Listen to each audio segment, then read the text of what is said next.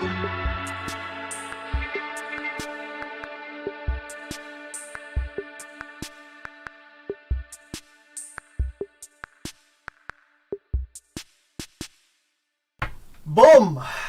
1 2 1 2 mic check. RTA mics are working fine. One mic, one camera, camera 2, camera 3, camera 4, camera 5. The hat cam. Always the hat cam. It's always the hat cam that needs reinitializing.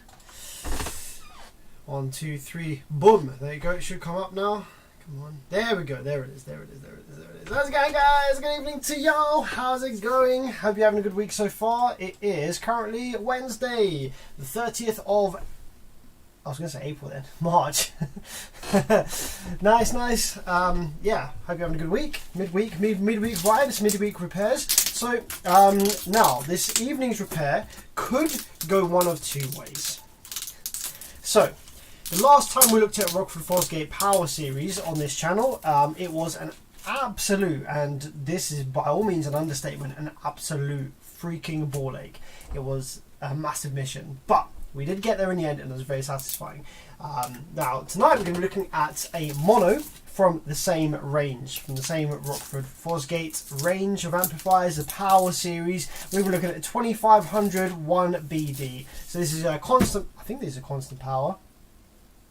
I don't even know my Rockfords. I think there's a constant power 2500 watt RMS amplifier. Very nice circuit design, bespoke stuff from Rockford Fosgate, designing their own circuits from scratch in-house, which I have big respect for. But that is why you're paying like $800,000 for, or even more than that maybe, for like a 2500 watt amp, when you could just buy a freaking Taramp Smart 3 and be done with it. But anyway, not going to get into that. It's cool. It's a cool piece of kit. It's a cool piece of engineering. So we're going to see what the issue is with this one we're having tonight. But yes, before we do that, we need to unscrew it, don't we? It would appear that... So, I often get amplifiers come in for repair from another technician here in the UK who's been doing this for years and years, way back into the 90s. The ones that I get from him usually are a bit of a headache, because if it was a simple fault he would have sorted it. But with the more complex ones, he doesn't have a huge amount of time like I do to like sit troubleshooting for hours and hours. Does a lot of R&D work, so they get passed on to me. So usually they're a bit more of a pain in the ass than your average repair. So I'm imagining this one's going to be a bit of a ball ache, and we will see how we get on. We're missing some screws already, which is usually a sign that this has been opened and looked at recently. Hope everyone's doing alright. Hello from South Africa, Netherlands, Ireland, Netherlands again, Sweden. Yo, JJ, nice one from Sweden. No problem at all, Big Stone, no problem at all. Yeah, a couple of Norway guys here, pretty cool. Yo, Neerish, how's it going, man? Good to see you on the stream as always. Hope you're doing well. Okay, so flip this bad boy over, take the front panel off, and let's have a look what's going on inside.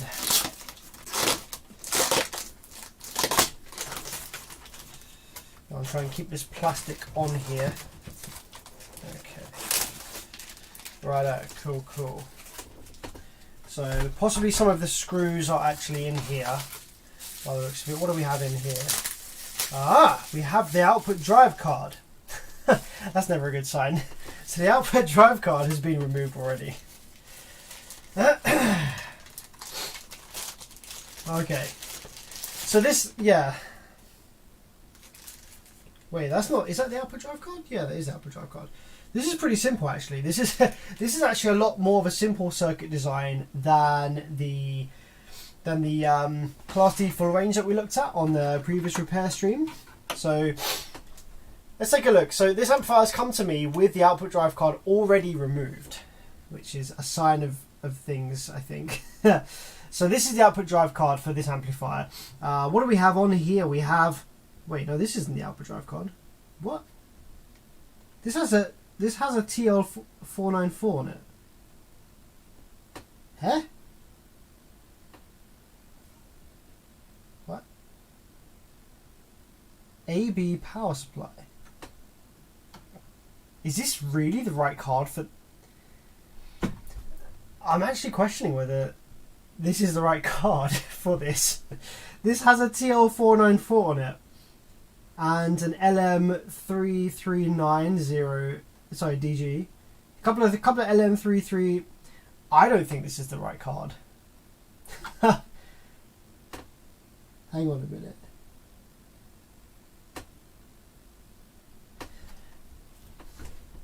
I've got a feeling. So the technician that had this before has had this for some years, and I'm wondering whether the wrong card got put back in this amp to me, because I've taken the output drive cards off of these circuits before, and they're like properly complicated double-sided things. This doesn't look right.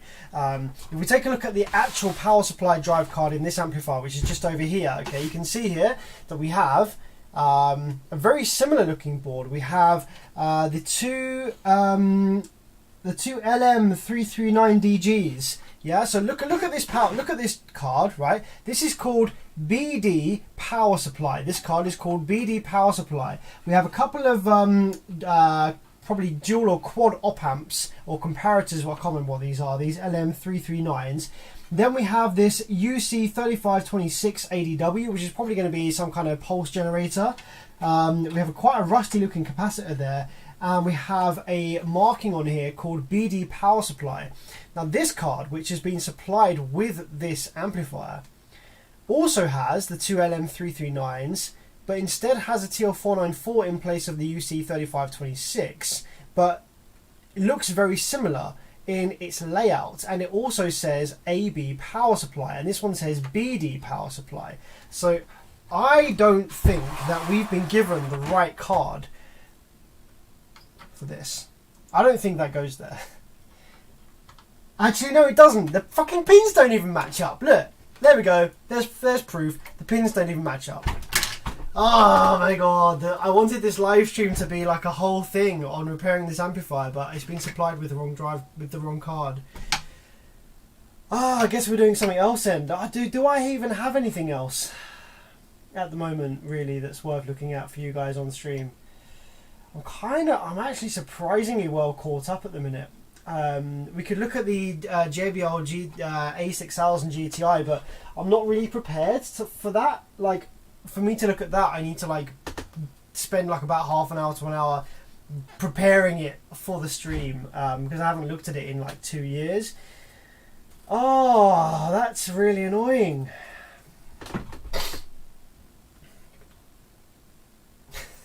Fuck's sake. Okay, I guess we're not looking at this tonight then. What can we do instead? Could maybe look at the audio pipe mod. That's something I've been meaning to get around to for a while. Yeah, let's put this Rockford back on the shelf then.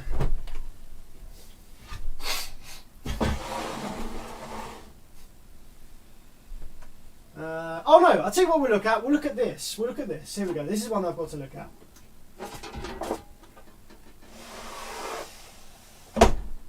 Alright. This could be equally as headache as that Rockford. I'm going to go ahead and change the title of the live stream now, I think, as well.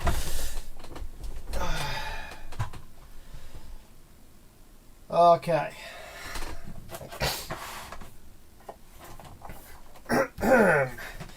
So what we have right here now instead, let me go. I'm just going to go ahead real quick and change the name of this live stream, because this is not what it is anymore by any stretch of the imagination, right?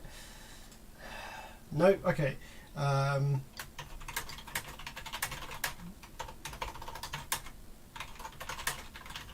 There we go. Clickbait. I mean, it's true, but that's a bit of clickbait for your ass. All right.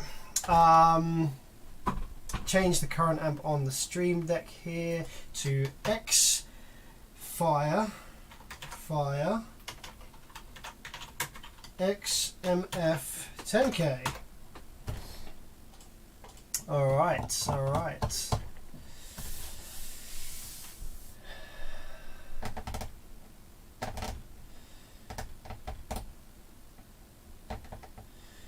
Kiss Audio says, I see those ones aren't full bridge and the 1501 are full bridge. I can't remember off the top of my head. I felt like the 2500 was full bridge, but I can't remember off the top of my head just now whether it actually is or not. So yeah, this is supposedly, well, it's called a 10K. It looks a bit small to me. I think that this 10K is the peak rating. I think this is going to be about 5,000 watts RMS. So let's take a peek inside and let's have a look at what we've got going on here. This is, I think, probably just going to be a generic Korean style board. So let's find my screwdriver. Where is my screwdriver? I think it was over here last time. So, find my screwdriver. Where are you, boy? Alright, you'll do. So I think we're going to find a generic Korean sort of 5K board in here. This one also came from that same technician that the Rockford Fosgate that I was supposed to be looking at this evening came from, with the wrong board supplied. So let's see.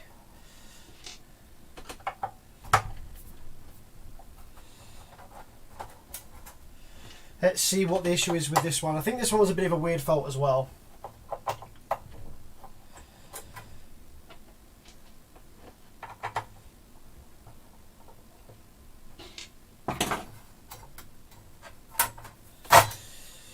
Okay, what do we have in here? We have a Xenon. We have a Xenon built amplifier. Okay. So this is like a 5K looking thing. So this is interesting. We have a power supply section here, which is comprised of 8 individual transformers. Now it has actually been proven that multiple smaller paralleled transformers like this in the power supply section is actually beneficial as opposed to having one massive transformer or like a couple of larger transformers. I think it's to do with the final saturation. Fitting 8 smaller ones on here actually yields a better peak output and better reliability and stability than just having one massive large transformer. And you actually have less issues with ringing and the transformer nonsense that goes on with these smaller ones. So this is actually really cool to see. And as a result of that, we've actually only got one MOSFET pushing each transformer and one MOSFET pulling each transformer. So we have a single MOSFET push-pull per transformer, and that actually would let us, if for whatever reason we needed to in a bit of a sticky situation, you wouldn't actually have to match up the batches of all of these MOSFETs. You would want to match the batches of each one on each transformer, but it wouldn't be absolutely critical to match the batches for these ones versus these ones, for example. As long as the RDS was pretty much the same, so you didn't have an imbalance of current draw from each transformer, it would actually be perfectly fine. You wouldn't run into any issues running different batches of power supply FETs in this thing. If we move along to the output section, we have a classic half bridge. I think this is, this is going to be a half bridge, and we have 2 separate amplifiers here in parallel after the inductors. So we have, if this is for example a 5K at 1 ohms, we have one amplifier over here on this side of the board that's doing 2,500 watts RMS into 2 ohms, and another one over here doing 2,500 watts RMS into 2 ohms. You parallel them together after the inductors, you end up with 5K at 1 ohm. So what exactly is the problem with this board? Let's go ahead and firstly check for shorted MOSFETs. The power supply section looks okay. There's no visible burns or anything like that. So we're just going to go ahead and run our multimeter very briefly along the output section here, looking for dead MOSFETs. Not sure if we'll find any. Like I say, this has come from another technician already, so I would have thought that any dead MOSFETs and drivers and whatnot would have been replaced. So let's go ahead and have a look, see what we've got along here. Yeah, so no dead output MOSFETs, so we're pretty safe to go ahead and fire this baby up, I reckon, and see what she's doing, see why we have either no output or no switching. We also have a couple of final filter inductors over here. So obviously these are the main filter inductors that are going to be getting rid of the Class D switching wave, leaving you only with the sine wave generated by this output section after the inductors. But then we also have these inductors right by the speaker terminal, which are just going to clean up any residual switching kind of noise or any high frequency RF noise that remains on the on this output of this amplifier. Just kind of clean that up. Just get purely the low frequencies through to the subwoofer here, nice and clean. So that's pretty cool to see. We've got these nice Tiffany style RCAs, nice and solid on this side here. Just a single plus and minus speaker output, so you know you'd have to, if you were running multiple subs or whatever, you'd have to split that off elsewhere. I do actually prefer seeing, you know, the quad block. I think it's a little bit easier there. Something stupid though that I have noticed is that there are in the middle of this board there are actually mounts to screw this PCB down to the heatsink for build quality, you know, for stability, to prevent this board from flexing when it's mounted to an enclosure, for example.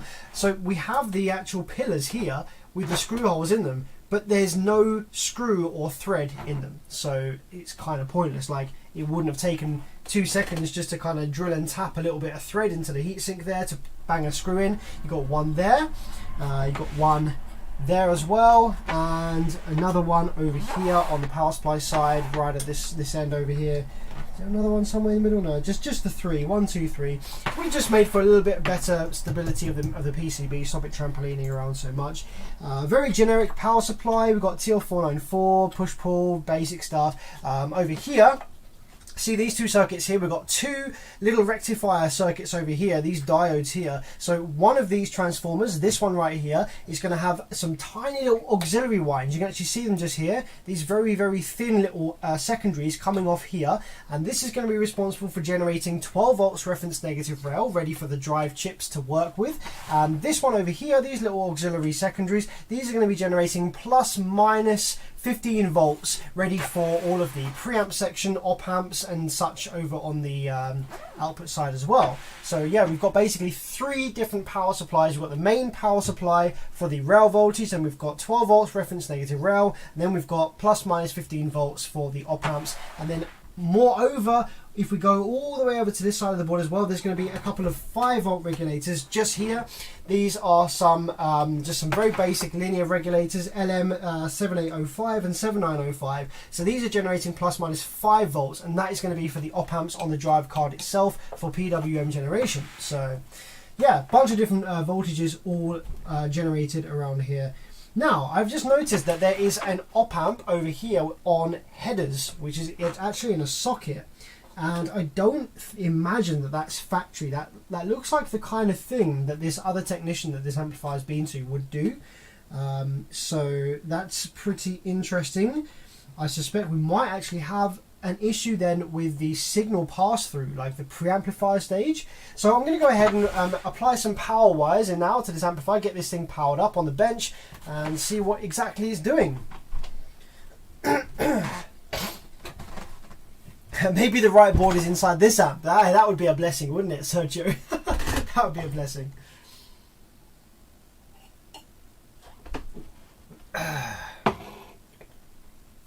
Okay, so let's just bang some power wires in this thing. Get this thing hooked up. Get the oscilloscope turned on.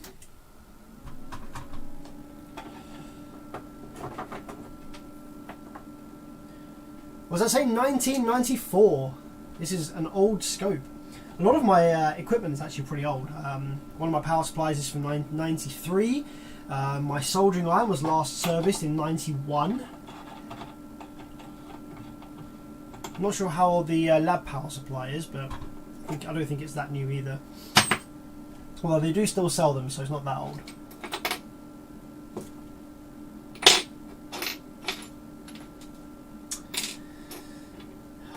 Find the right Allen key. There we go. Get the remote wire in.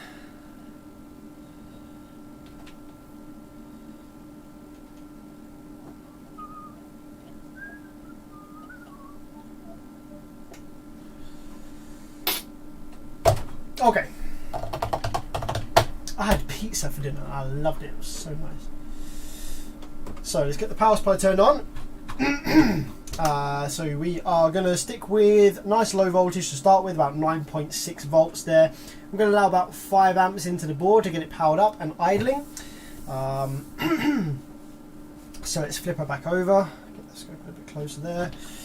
Let's choose the correct scope settings for what we're going to be looking at. We want about 5 microseconds on the time divide, about 20 volts on the voltage divide. We're on a reject low frequency, noise rejection off, and DC coupling. Excellent stuff. So let's hit the remote and get this thing powered up and see, just make sure we have all the correct voltages in the output section and see whether we actually get output switching or not. So we're going to go ahead and find the low side drain first. I'm just going to pulse the remote for a fraction of a second, get a little bit of voltage in here. Okay, that's the high side drain there, you see, with a bit of positive rail voltage on it. So the low side is going to be, where is the low side? Over this side. Okay, cool. So the low side is all on the far right. That should be the case for this side as well. Yes. So there's our low side. So let's go ahead and probe our low side drain, and we should see a nice big square wave on the scope screen just now. There we go. Lovely stuff.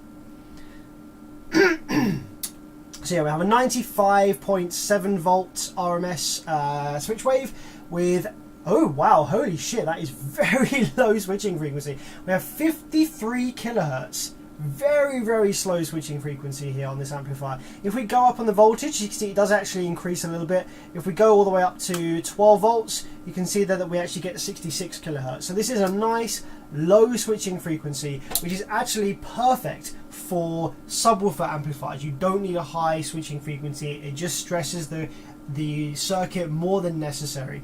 However, what I have noticed is that this amplifier, being made in Xenon factory in Korea, actually shares the same design flaw as some of the other amplifiers from Korea that I've looked at previously, whereby when you turn the amplifier off and you release the remote, you actually get an issue where the PWM generation circuit turns off before the drivers. I've explained this in detail in my video where I said something like, why can't manufacturers design this stuff properly? And the issue here is, like, imagine if you had a hi-fi stack. Imagine if you had a stack of audio equipment. So you had a CD player, a graphics equalizer, a preamplifier, and an amplifier. These 4 pieces of equipment stacked up, okay? And they're all powered up and you're listening to music. So if you now have finished listening to music and you want to turn off that whole hi-fi system, which order do you turn off those pieces of equipment in? Naturally, you turn the amplifier off first. Then you turn off the preamp, graphics equalizer, and CD player in that order. The reason for that is that if you start turning the CD player off and the graphics equalizer off and the preamplifier off while the amplifier is still powered up, you're going to get a bunch of popping through the speakers, potentially damaging them depending on what kind of popping and DC offset you get when you turn these pieces of equipment off. So you always want to turn your amplifier off first. And in this case, the same thing applies to the actual drive circuit of this amplifier. The drive ICs are the amplifier in this scenario, and they're driving the MOSFETs, which in our example are the speakers. So you want the drive ICs to turn off first before anything else shuts down, so that any nonsense or pulses or spikes or popping that goes on in the rest of the circuitry as it shuts down isn't passed on to the speakers, aka the MOSFETs. However, in this amplifier, if we probe the low side drain, you can check out my scope screen here that we have our switch wave present, and when I release the remote, watch this, when I turn the amplifier off, we, instead of getting a dead flat line, we actually get a massive swing to negative rail. Watch, 3, 2, 1, boom. We get a big swing to negative rail, showing that the drive ICs are staying powered up while the pulse generation circuit is powered down, and the default off state of the PWM generation circuit is low side on, which is why we get a swing to negative rail there. So this amplifier does have that same design flaw as the other amplifiers coming out of Xenon factory in Korea, which I do actually have a modification for, so I can modify this amplifier to clean up that power off, that shutdown sequence. But that's not the issue here. So we've seen the amplifiers powering up and seems to be working normally. The only thing we haven't checked for yet is audio. So let me take my RCA right now and plug that into the side of this board, see if we can get some signal coming through. Master slave. Let's get the gain turned down a little bit, make sure the settings are correct for this. So subsonic gain, yep, nice and low. Bass boost off. Wow, bass boost was cranked up. High, low pass filter up a little bit. Phase, yep, it's looking good. Okay. Turn my signal generator on. Schmarvin says, "Are you repairing amps for a living?" Yep, I sure am. This is what I do for a living.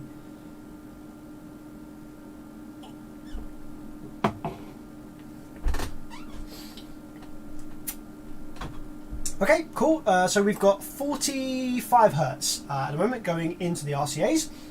So let's power this board up and see whether we get any audio coming through to the output MOSFETs.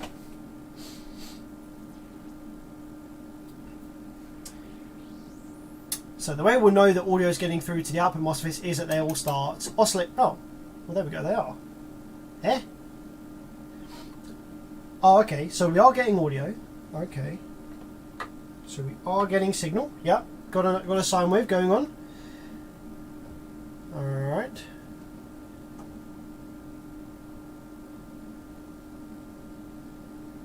I remember now. I remember now what the actual issue with this amplifier was that was quoted to me. From memory, I think he said that the amplifier was popping, like it was crackling. You were getting this kind of crackling sound coming through the sub. So at the moment, if we take a look at our scope screen, it looks nice and clean. However, what I did notice just a moment ago was I did actually notice a slight variance, like it was kind of going up and down a little bit. So I just want to go ahead and leave this powered up for a minute. Go back down to 9 volts. And just watch the sine wave there for a minute and see whether it changes in its amplitude or frequency at all. Zoom out a little bit.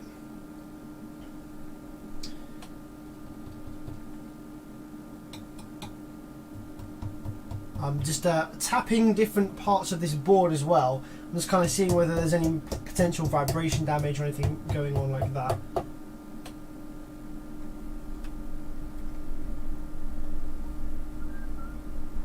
I'm going to press in the master slave switch to turn it onto slave mode, and the sine wave should disappear. Yep, there we go, it's gone. Although it's doing some weird stuff actually now. Okay, yep, okay. Slave, master output, slave input. Yep, that's good. Now if I go back to master, the sine wave should come back. There we go. Nope, everything seems fine so far. So maybe I'm going to hook up a sub and take a listen to the actual driver itself to see whether I can hear any popping or crackling. Basshead Music Connoisseurs, is this Class AB? No, this is definitely about as far from Class AB as you can get. This is deep into Class D, my friend. I mean, it looks great to me. Can't really see anything wrong there. I'm curious to see what this op amp is doing. So there's an op amp in here that the previous technician appears to have put into a header right here. So I'm just going to go ahead and probe the pins of this op amp and just see what we have on here. See whether we have any sine waves or DC or anything like that. So nothing on there. Nothing on there.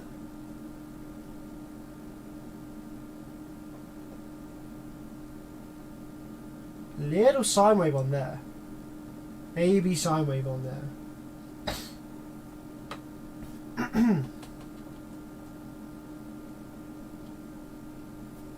So that seems alright to me so far.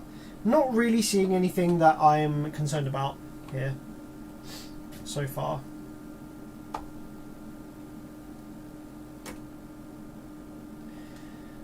So one thing that has okay, let's just take a note for a minute at the switching frequency.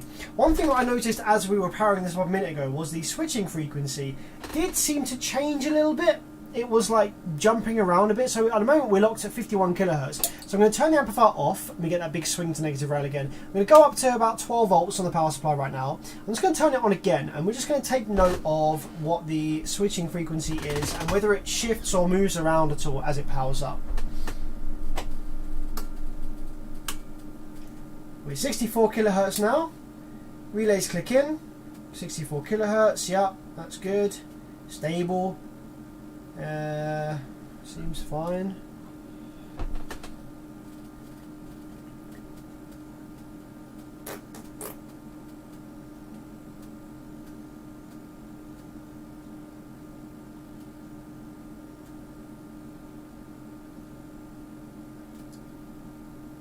66 kilohertz. Yeah, not really doing anything wrong at all. So I'm going to go ahead and connect up a cheeky speaker. Let's get this little sub here. This is my little test workhorse sub. This is a Diamond Audio little 12-inch thing. Like, I got it for free because the surround had separated from the cone, so I glued that back together, and now I'll just use it as my test sub on the bench because I don't care about it. So if anything does happen to an amp while I'm testing it with this sub, I don't really care too much. It's actually a nice, I mean, it's actually a pretty decent sub. It's like, it's a dual 4 ohm. It's probably like, I don't know, 250 watts RMS. So 250 watts RMS sub. It's definitely seen better days. It's like all beaten up and the surround is like all chewed up and stuff, but it does still work. So I use it for tests here in the workshop. So let's connect this up to the speaker terminals now.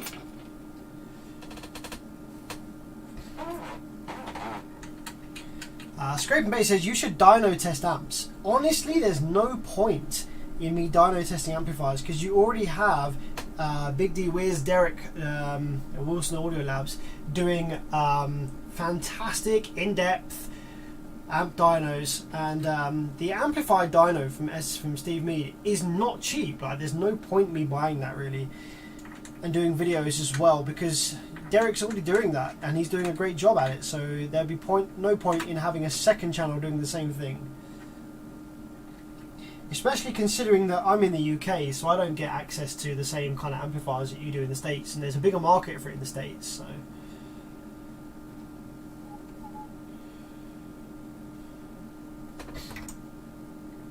okay, so that's my little sub hooked up. So let's grab our RCAs, plug our RCAs back in.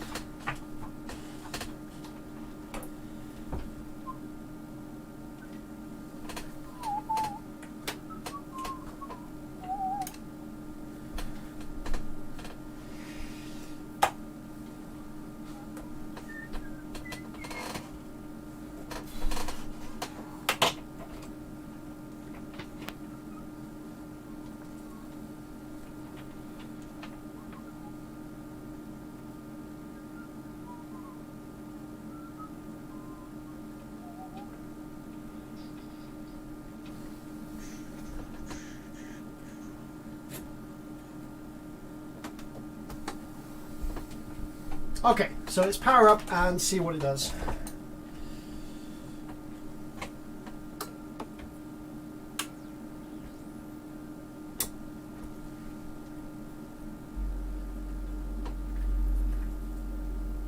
So I think you can probably hear that already.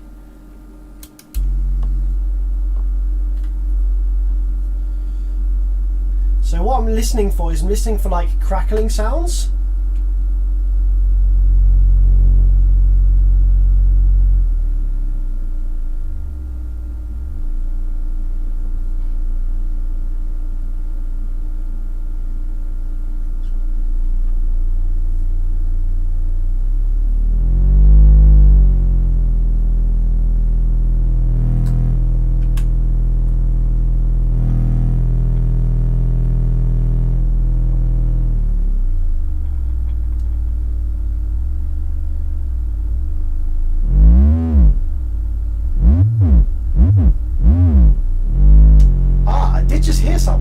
A little bit of crackling. I don't know if that's just the wires. I heard a tiny bit of crackling just then, very faint.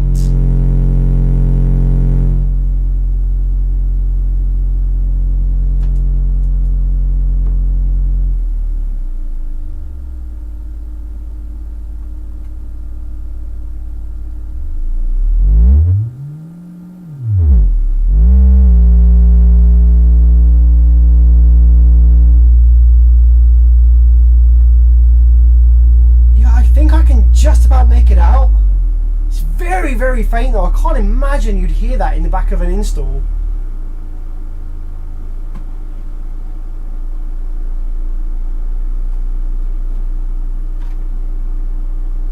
Okay, yeah, I'm hearing it now. Very, very tiny faint crackling. It might just be coming through the RCA. So I'm going to remove my RCA now and have a listen. Okay, yeah, I can hear it. Yeah, I got it.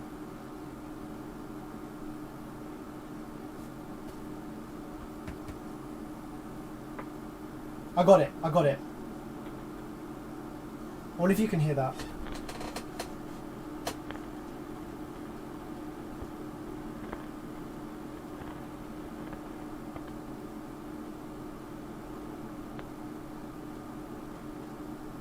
Yeah. Yeah, I can hear it. I got it. Okay. So that's what we're dealing with. I have to say I've not come across that fault before. So what I really want to be able to do is I actually want to be able to I want to be able to see that on the scope, so I haven't got to keep having the sub hooked up. I want to be able to actually see that on the scope, because then I'll be able to track it down backwards through the rest of the circuit and try and find out exactly where that's coming from. So let me go ahead and try and find that on the scope, that noise there. So let's probe the low side drain again.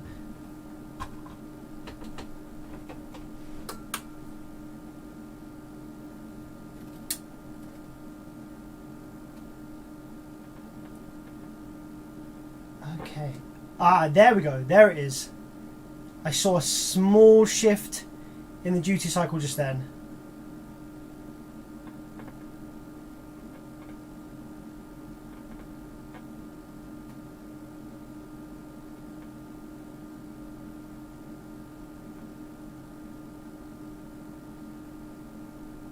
Yeah, it is ever so slightly. When the speaker makes a popping sound, the duty cycle shifts ever so slightly, or the switching frequency shifts ever so slightly.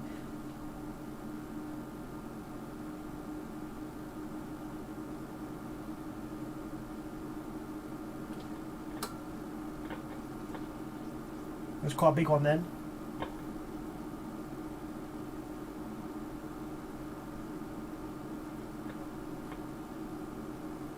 Yeah, yeah, I can hit.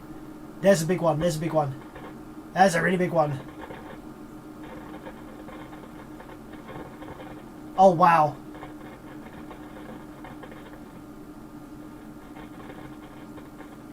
So that is the switching frequency glitching around. That's not a change in duty cycle, because they're all stretching out and coming together slightly.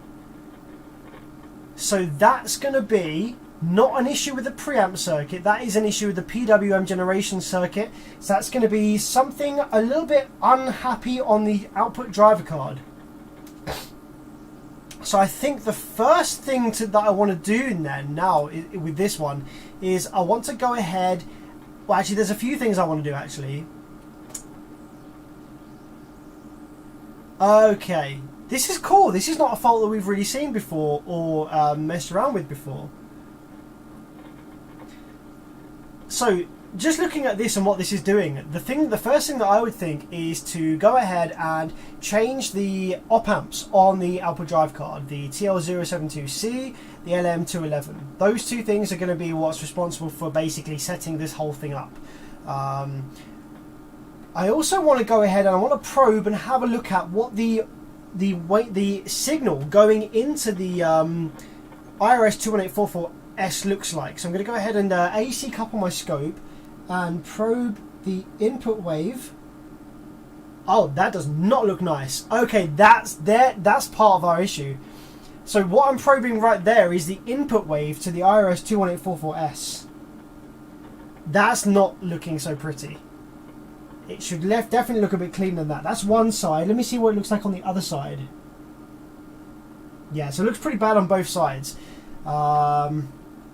Okay, so that's pretty much confirmed to me then that the issue is on the output drive card itself. So I think that is going to be just a really nasty 072C LM211 on the output drive card itself. So I think what we're going to go ahead and do is do those a change a Ruby and see if that sorts out this kind of nasty looking input wave to the 21844S and gets rid of that crackling sound. But interestingly, apart from that, the actual amplifier was working perfectly fine, you know. So It's yeah, it's just like a slight leaking or slightly bad part.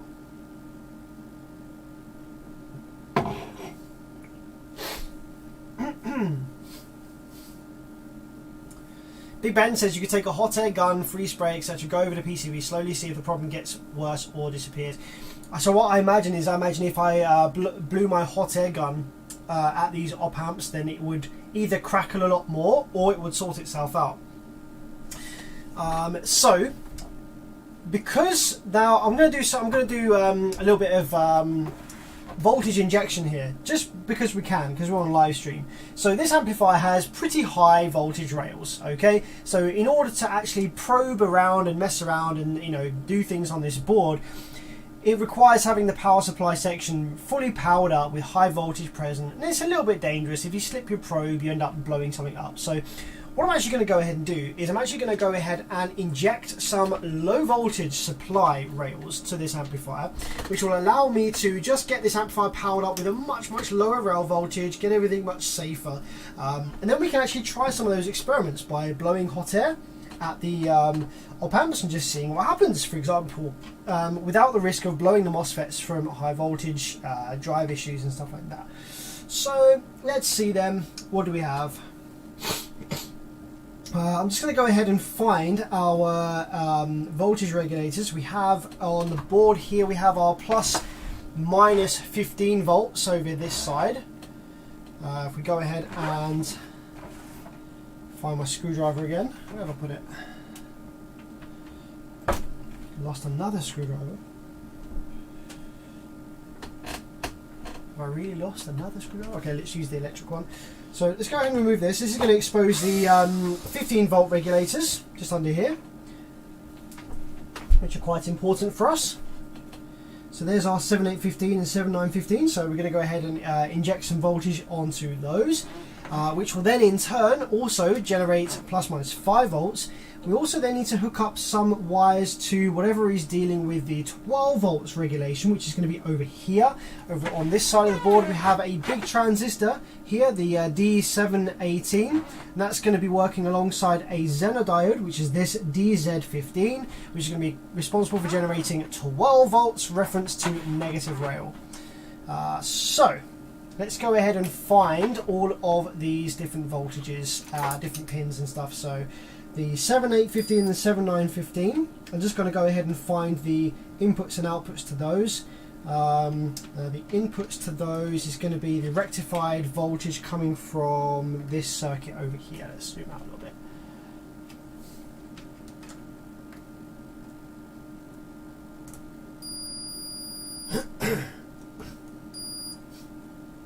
Okay, so that's the input to the 7815. And this should be the input to the 7915. Okay, 7815 input is leg 1 and 7915 input is leg 2. So 1 and 2. So let's go ahead and solder some wires onto there.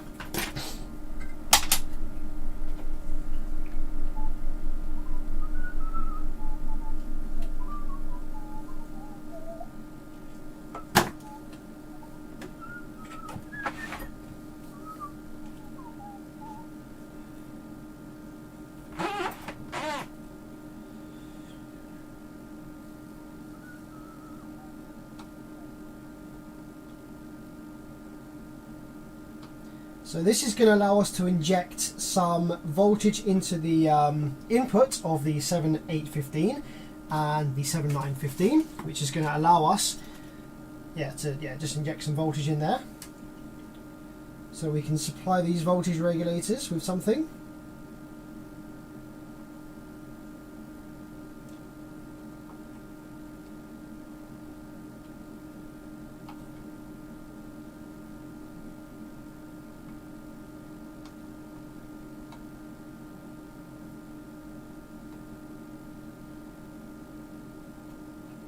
Go. So that's plus minus 15 volts. Then we need a ground wire.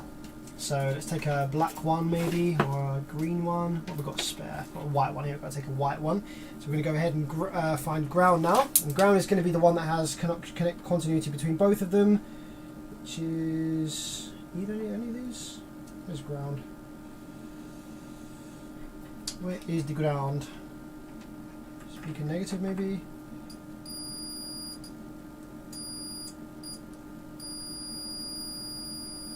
Okay, ground is pin 1 of the 7915.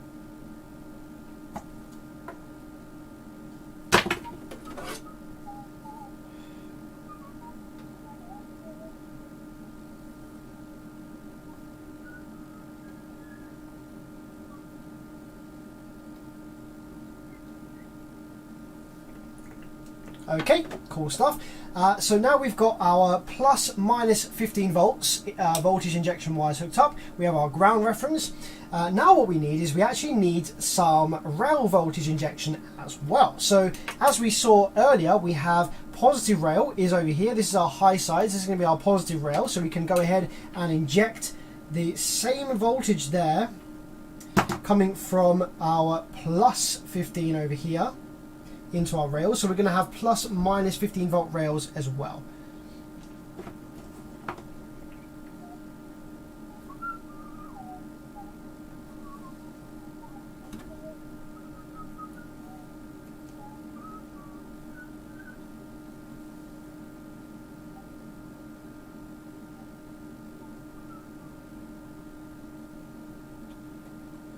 So loop that round to our positive rail. Now we're going to go ahead and take the negative and we're going to loop this round and latch our negative 15 onto negative rail.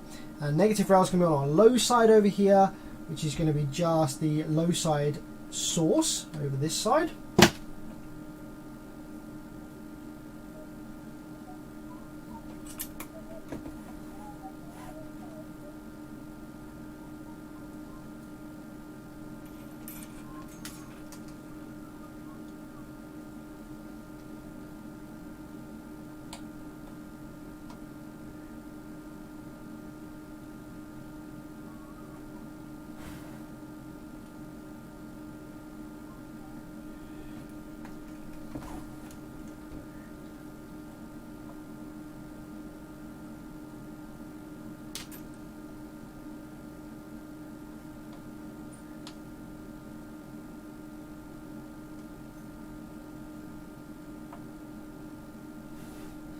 There we go. So that's our two rails hooked up, and now we just need some patch leads to bring that out of the circuit to connect to our power supply. So that's our positive. We can go into this one next to it as well. So we're almost done here. The only next thing that we need to do is we need to deal with the plus 12 volts reference to negative rail. And I'll show you how we deal with that in a minute.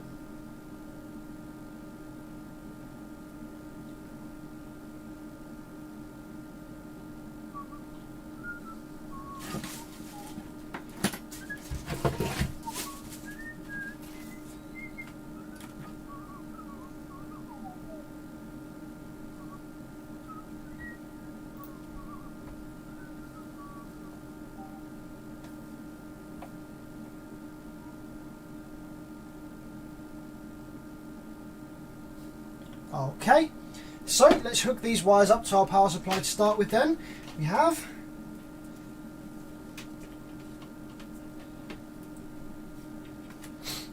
negative 15 going in there. I'm actually just going to apply a little bit of solder blob onto here so it sticks in the sticks in there a little bit better.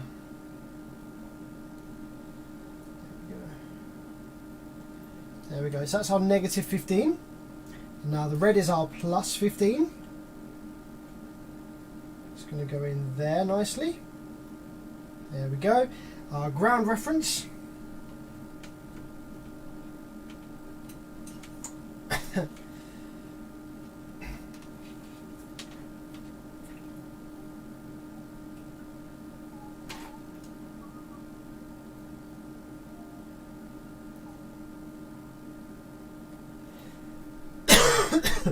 Okay, cool. So we have plus minus 15 volts hooked up to the voltage regulators and also to the rail voltage. The only thing left to do is deal with the 12 volts reference to negative rail. And the very easy way to do this with this setup is to find the input of this, which I think is going to be coming from over here. I think the input looks like it's going to be this middle pin here. Yep. So this middle pin is going to be our input. So the input of this, because this is referenced to negative rail, it's very simple. All we have to do is hook up a wire from the input of our 12 volt regulator, which is basically this big ass transistor over here, and we just need to hook that up to our ground reference, and that is going to cause this to create 12 volts referenced to negative rail, because ground is going to be about 15 volts above negative rail. So that's then going to create a potential difference and give us our 12 volts. Nice and simple.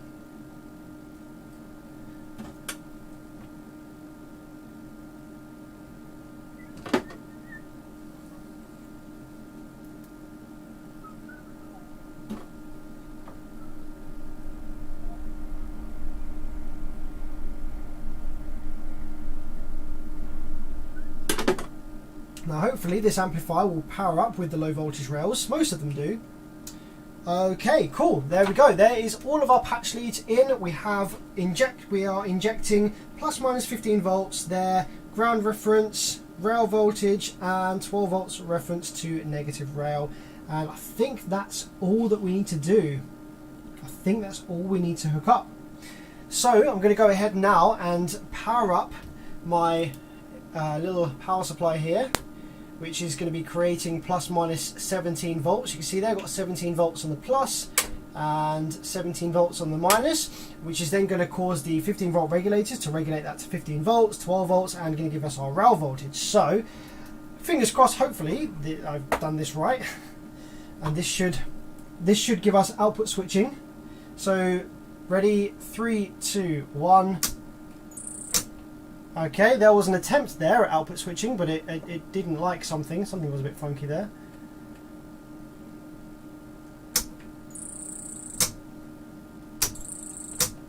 It's drawing a lot of current, and I know why this is. I understand why this is happening now, actually.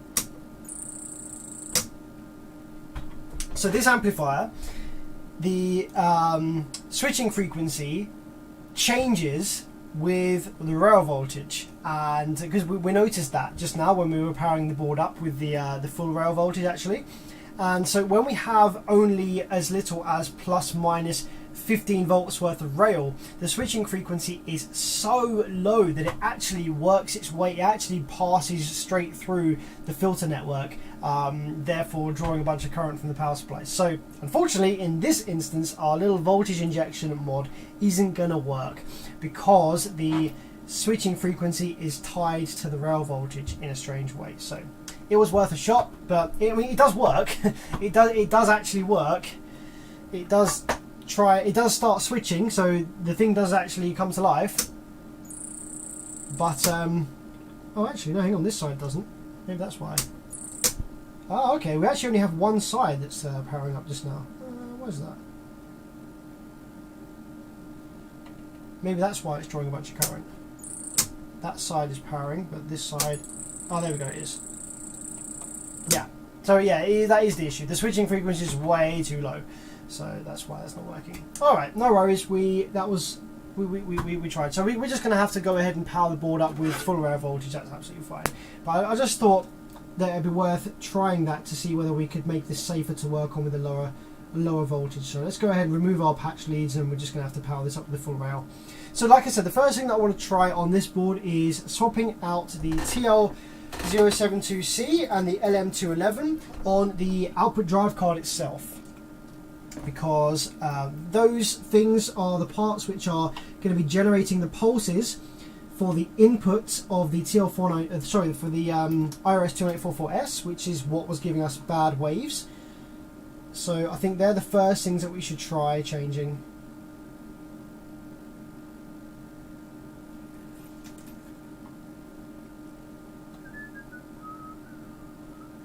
Dylan Watkins, how's it going, my man? Thanks for jumping on the stream. Hope you're well.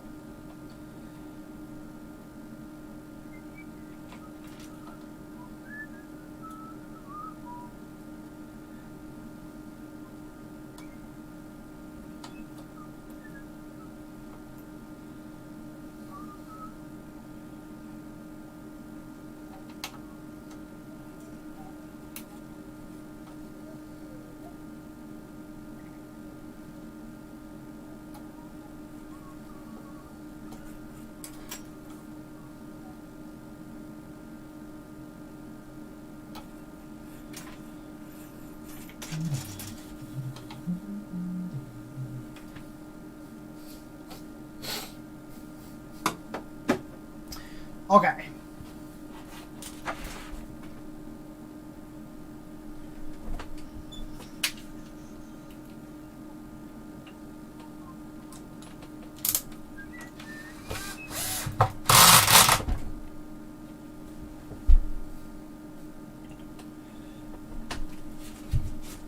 Let's just power it back up with the high voltage rails just to make sure it does still work. I'm sure it will, but it's worth a try. Just check that it still powers up normally. There we go. Powers up normally. Yeah, super low switching frequency, and it is glitching around there right from the get-go. So, okay, cool. What we're going to do then is, yeah, like I said, we're going to go ahead and replace the TLZ072C and LM211. Now, these circuits are very fussy with the op-amps having certain tolerances. So sometimes when I've bought brand new 072Cs and LM211s and fitted them to these boards, they aren't super happy, and the only way I've got them to work normally is actually by fitting some 072Cs from driver cards that came from the factory in Korea, because the tolerances worked. So what I'm going to go ahead and do is grab some spare driver cards that I've got laying around, and probably steal a couple of op amps off of these driver cards to use.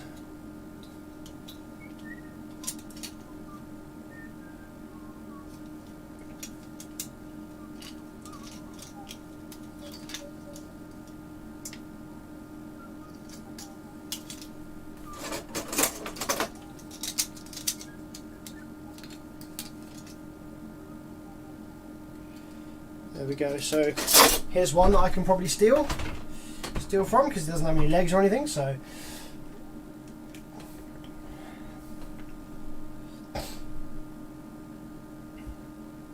how's the new house treating you? Yeah, absolutely fantastic, thank you, my friend. Really loving it here. It's really, really nice. So there's our 072C and our LM311. So we just need to identify which ones those are on the driver card on this amplifier, because I imagine they're probably all scratched off. So let's take a look on this board, see if we can find them.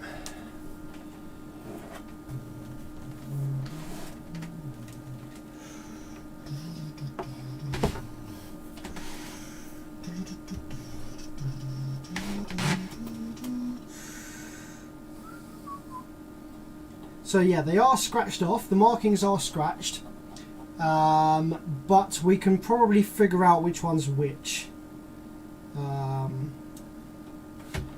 Just with our multimeter.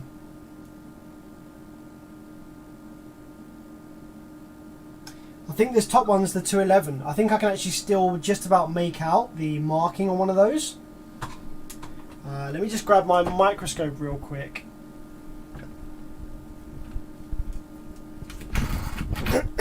See if I can see it on there. Because I don't often change the op amps on this exact driver card, so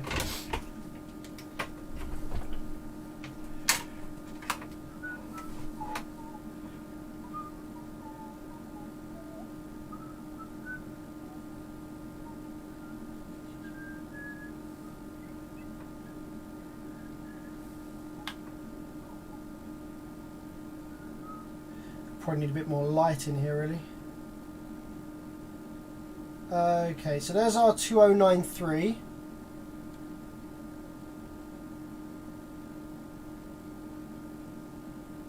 That looks like a 2. So that probably says 211. And that probably said 072C.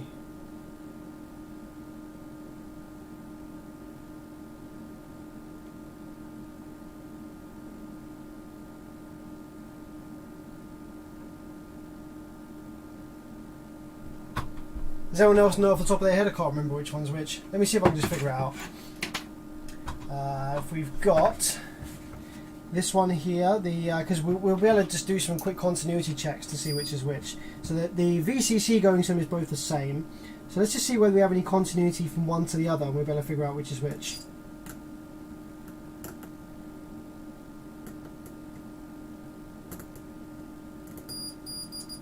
Well, that's VCC, so that's not useful.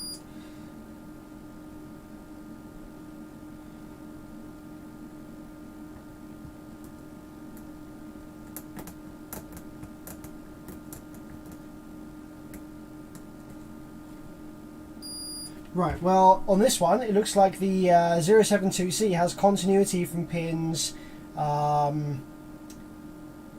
is it, pins 1, 2, 3, 4, 5 and 6 look like they're connected together.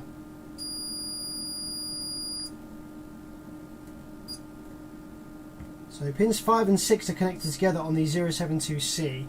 So let's have a look on this board and see whether we have the 072C with 5 and 6 connected together. 1, 2, 3, 4, 5, 6. So this one's the one we're thinking is the 211. So that doesn't have 5 and 6 connected together. However, the one that we think is the 072C doesn't have 5 and 6 connected together either. Okay, that doesn't help. Do I have a spare one of these cards I can look at?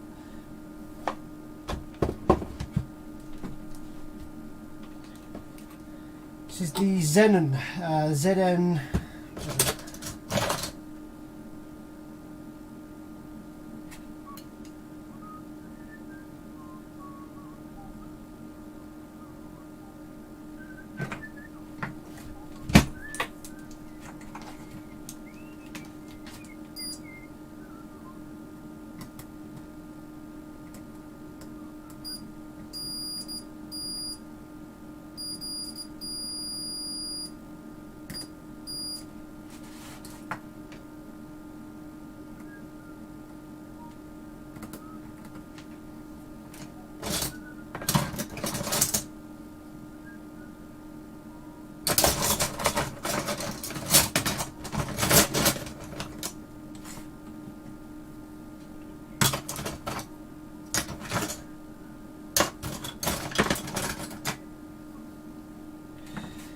There we go, this is an empty one, so that's going to be good. Right, so we can just take a quick look at the, on this one. This is an empty board, so we can take a look at some of the traces on here to see where the traces are kind of going. So hopefully this will focus in a sec. Come on, there we go. So, what do we have continuity? We have continuity on the 072C from pin 2 to this capacitor, whereas the LM211 or 311 has continuity from pin 2 through to a 10k resistor. Okay.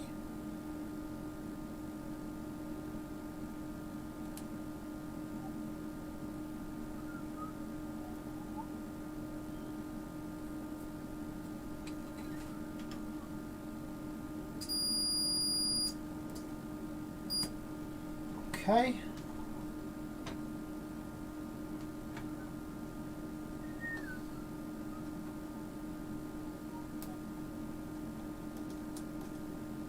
Yeah, they're so different, aren't they?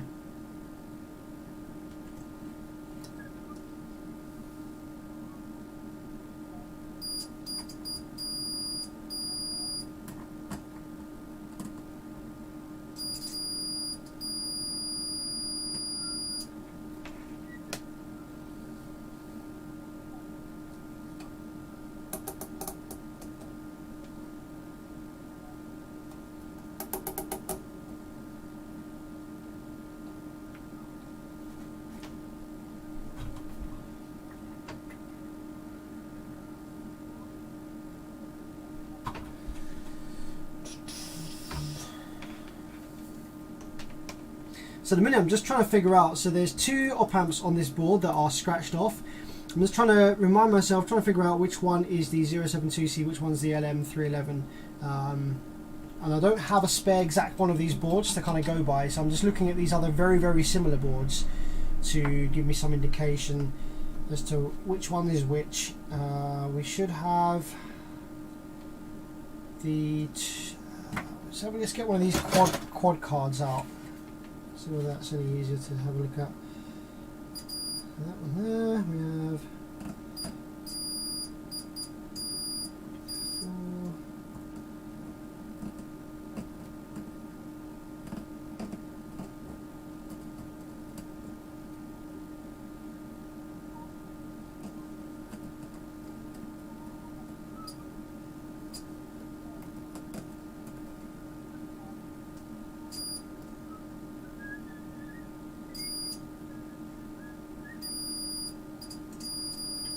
Alright, so pin 2 of the LM211 goes through a resistor, through another resistor to Q1, which is the 2A. So let's see whether we get the same kind of thing over here.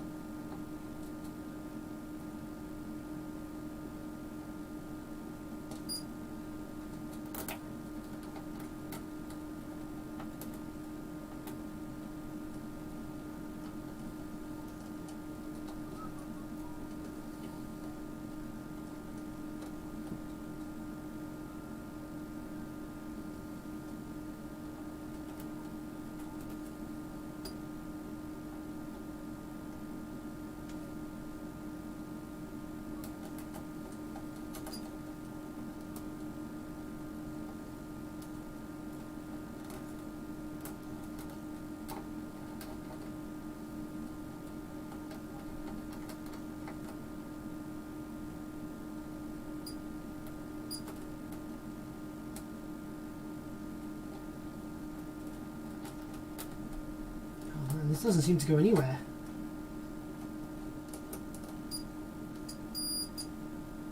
Okay, here we go. So pin 2 goes through to pin 7 through this resistor. Is that the same on this card, or they might be different? They might be very different. LM211, pin 2 goes through to pin 8.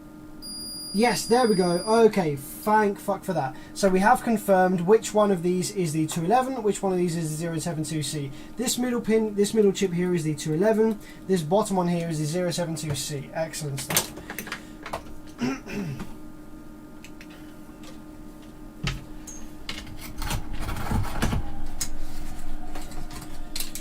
Put those away now. So what we're going to go ahead and do is remove the probably working fine 072C and LM211 from this donor driver card and drop them in place to this amplifier to see whether this crackling goes away.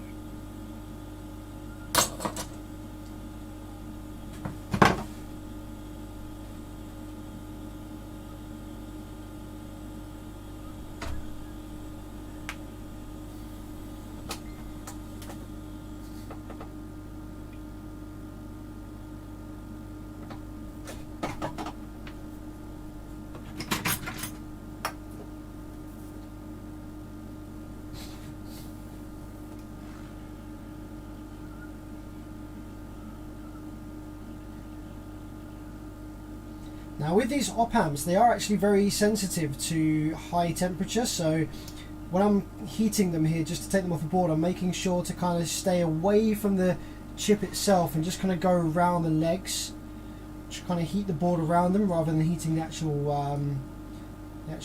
op amp itself. There's one.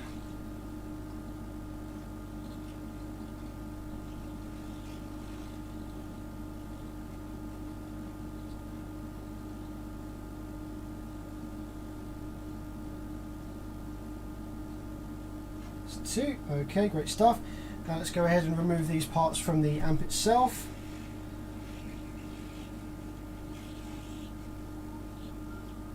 And when I solder these new ones in place, I'm actually not going to use hot air. I'm actually going to use my soldering iron itself, for that exact reason that they don't really like getting super hot, these op amps. And because I'm at a bit of a funny angle here, I'd probably have to end up heating these parts a bit more than I'd want to with the hot air gun to get them soldered in. So I'm going to go ahead and use the iron, I think, to kind of manually solder them down.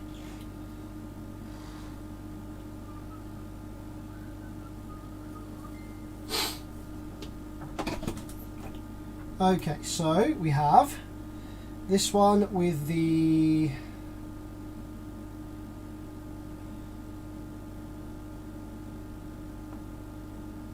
can't freaking read that now. This one's a 072C, so that one goes right down at the bottom.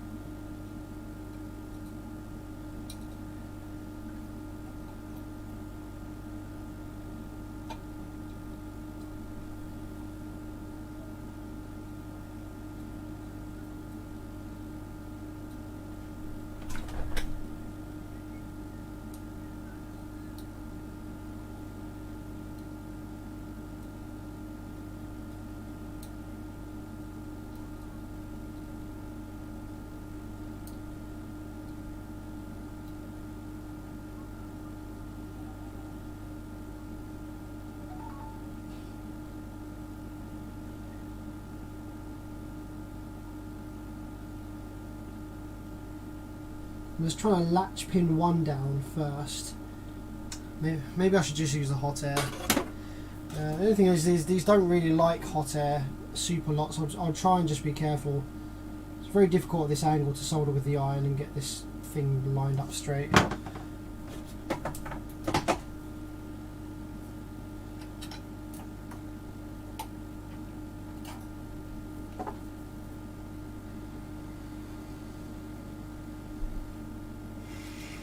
If I can get one leg soldered down with the hot air, then I can do the rest with the iron. Right, there we go. That's actually one side kind of soldered down with the hot air. So if I can just kind of shift that over a little bit.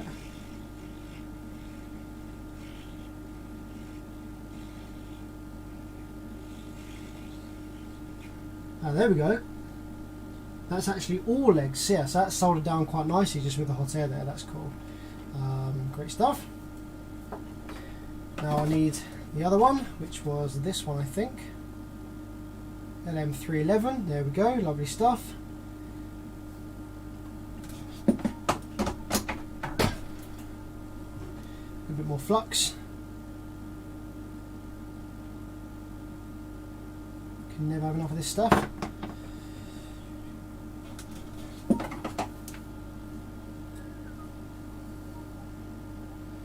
So it might not be these op amps themselves that are the issue. The issue might be something else on the board which is causing that kind of noise there going into the input pins of the 21844S, but this is kind of the first thing that it would be likely to be.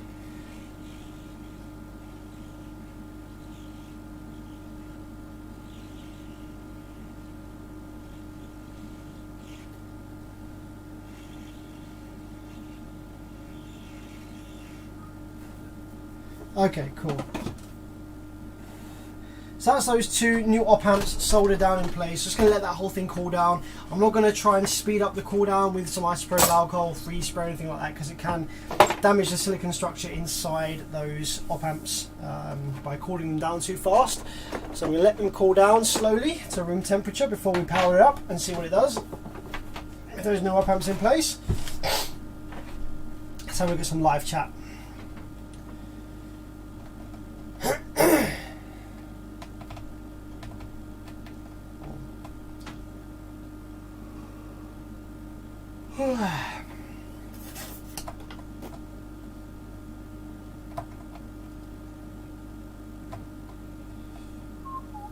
Got any experience with Crescendo? Crescendo are just generic circuit designs, usually Korean. So yeah, I've got lots of experience with the circuits that they use in Crescendo. Yeah.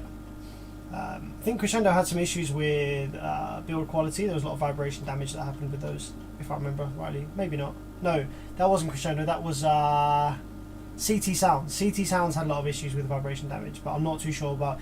Actually, no. I've done a lot of Crescendo 2 channels and 4 channel amplifiers, like a lot of the Class D, the smaller kind of little 4 channel Class D things. Done a lot of work with those. They're a very similar circuit design to the JL Audio ones. Yeah, they're pretty nice. Pretty cool.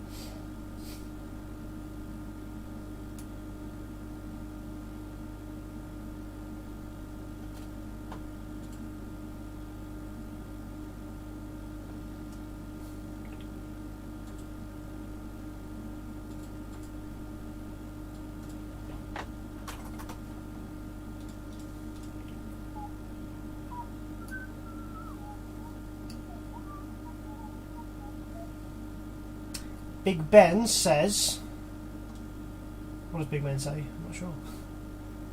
Can't see his other comment.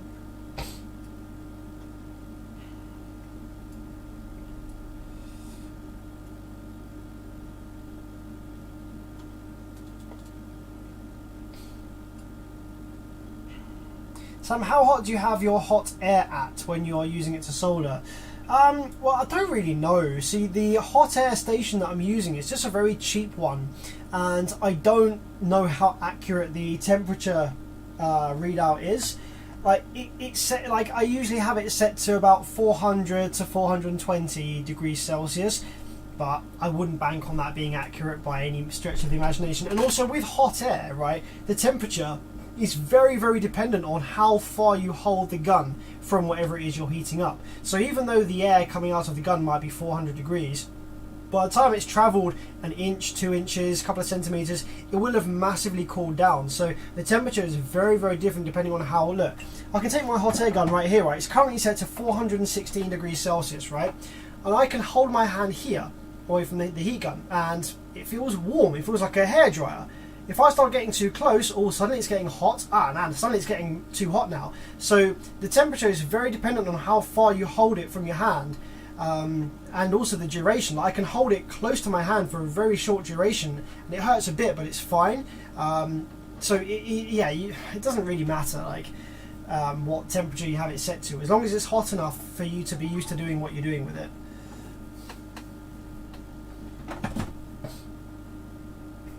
Bevis, can you stream one day specifically that JBL 6000? Yes, absolutely.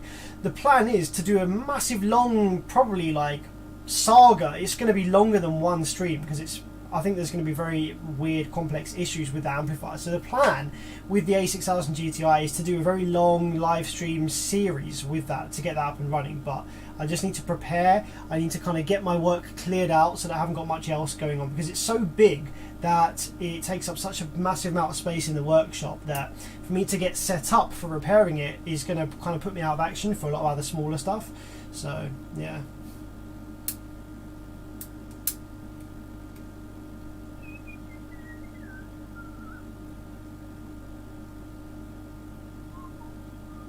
Alright, I think this is probably cooled down enough now. Yep, there we go.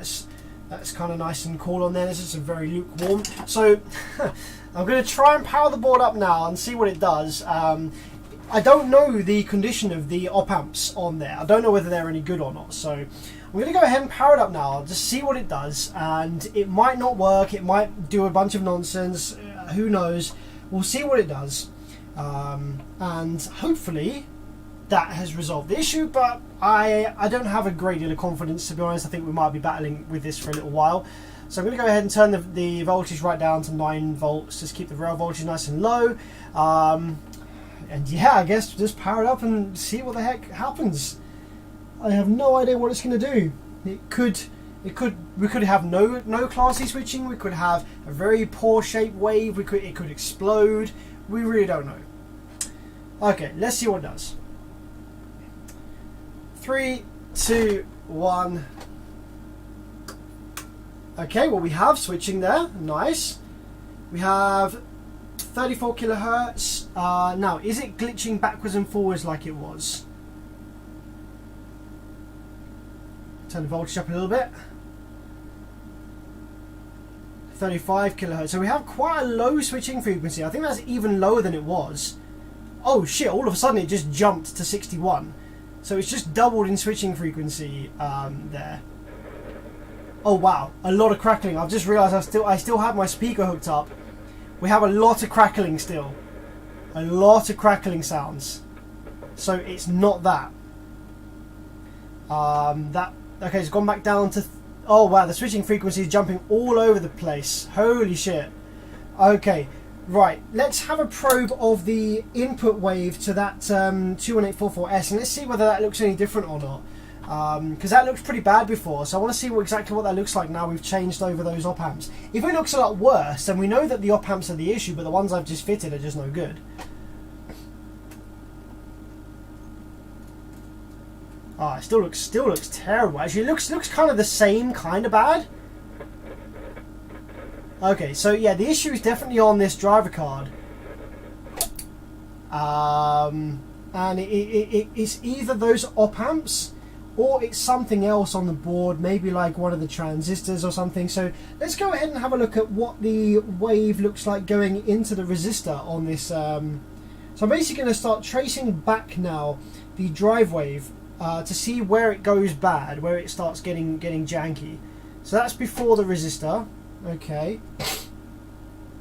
We go into this little transistor up here. Let's have a look. Still pretty bad in there, still very spiky.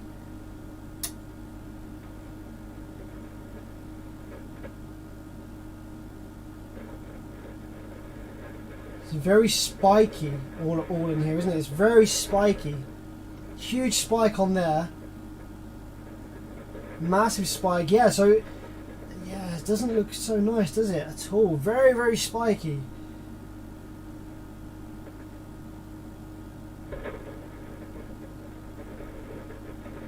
So it's very spiky coming out of these op amps. So I think what I'm going to do is maybe change those op amps again with something from a different board, just to see whether that drive waves going into the 21844S get any better or worse. And if they stay pretty much the same, then we're going to go ahead and say, okay, well, they're probably not the issue. The op amps probably aren't the issue. It's going to be something else on this drive card. What I might do is, I might actually, what I'm thinking to do, just to make this a bit easier and safer to work on, is I might put the drive ICs into shutdown. And by putting the drive ICs into shutdown, they're not going to be driving the MOSFETs. And if they're not driving the MOSFETs, then we might get a bit more time and we might be able to see what's going on a bit easier. So, if I remember rightly, because I've done modifications on these boards before, the shutdown signal for the drive ICs is over here. We have, yeah, this diode right here, and this diode right here is the shutdown signal. So we need to go ahead and make sure that this is in shutdown. And I think to do that, we need to pull the signal up to 12 volts VCC.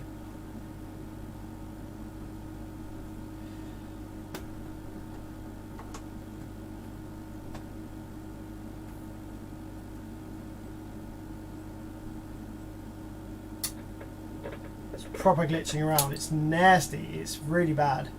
It's actually even worse with these new op amps. So I'm wondering whether it is the op amps.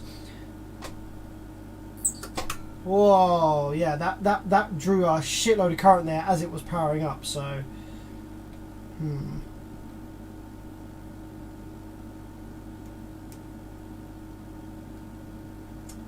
she ain't happy, boy.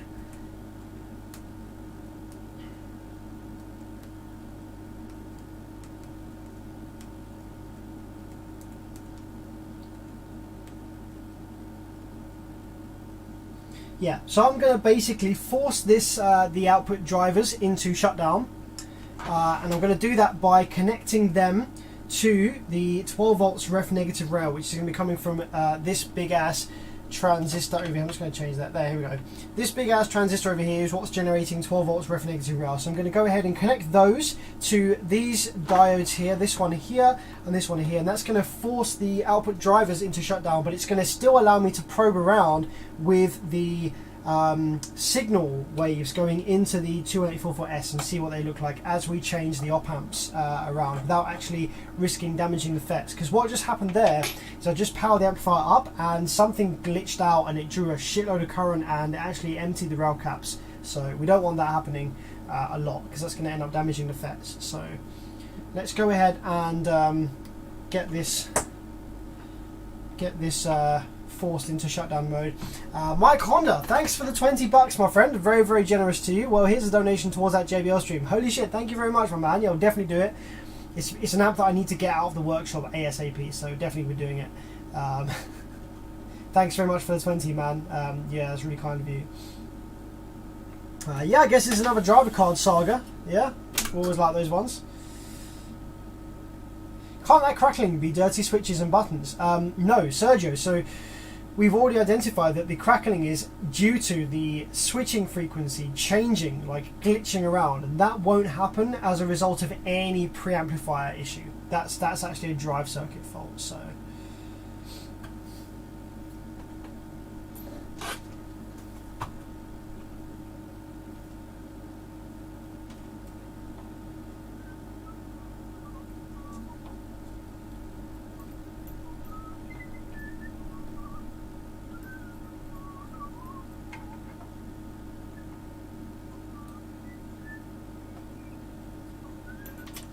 So I'm just going to go ahead now, because I'm going to go ahead and connect these two shutdown signal pins together, because the shutdown signals for each of these output drivers are actually separate from one another, which is really interesting. So I'm going to go ahead and do that, connect that one over here.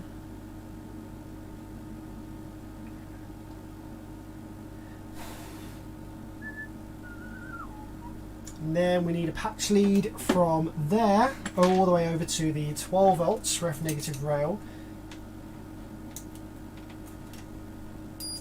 So we identified that the input to the 12 volts was over here. So the output to the 12 volts, so the ground is going to be negative rail, probably. No, the Zener, actually not the Zener yet. So we was going to be not that one. That one. Okay, cool. So it's the third pin of this transistor is the output for 12 volts ref negative rail. So let's go ahead and connect up patch lead to that.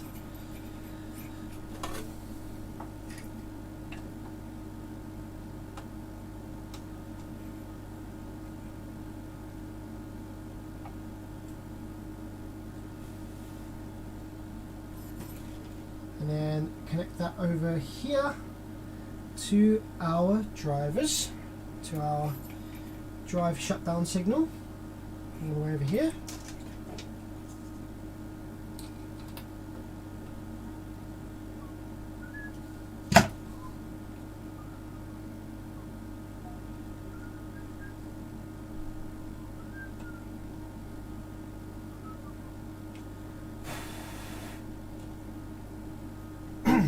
Okay, cool. So in theory, now, he says, this should technically not try and switch the output MOSFETs when we turn it on. We could get smoke because I could have done it wrong, but I think that that's correct. So let's go ahead and just see what happens when we power it up. Cinema Quad, holy shit, thanks for the 20 bucks, my friend. Very, very generous of you. Thanks for the info on Crescendo Amplifier. Just picked up 4 of them. Love your channel. Here's a little something to take your girlfriend some ice cream. Nice, man. Gonna get some heckin' ice cream for 20 bucks, I tell you. Thank you very much. Very kind of you, my friend. Glad you're enjoying the content and stuff. That's really cool of you, man. Bervids, I'll buy that amp. I'll sell my JL amps as soon as you fix it. Which amp is that? What, the A6000? It's not mine. It's a customer's from like years ago. So when I fix it, it's going back to him, unfortunately. So yeah, this hopefully shouldn't try and switch the FETs. Oh, for fuck's sakes! What have I done wrong? Maybe, is it the other way around? Is it that he needs to go to negative rail? Yeah, I think it needs to go to negative rail. Okay, I think I've done that the wrong way around.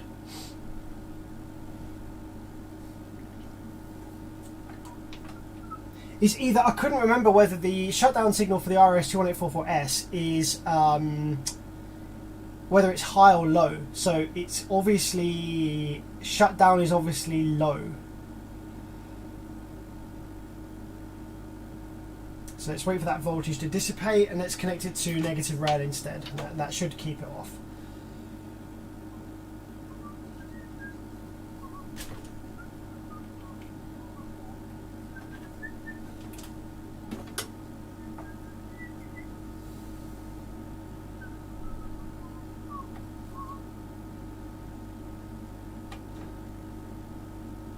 Right, where's negative rail? Negative rail is all the way over there. It's also over here at the low side source.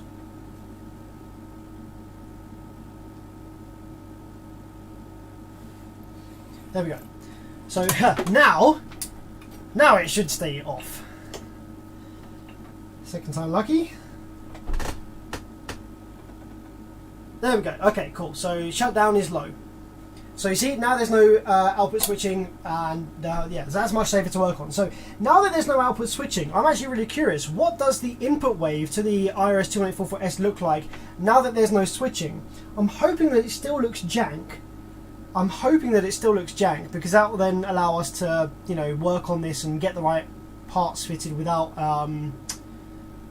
needing the MOSFETs switching. So let's see, hopefully it still looks really jank. Let's give you the scope screen. So I'm now probing the input to the IRS-21844S. Oh no, it looks nice and clean, you see. So the amp obviously needs loading.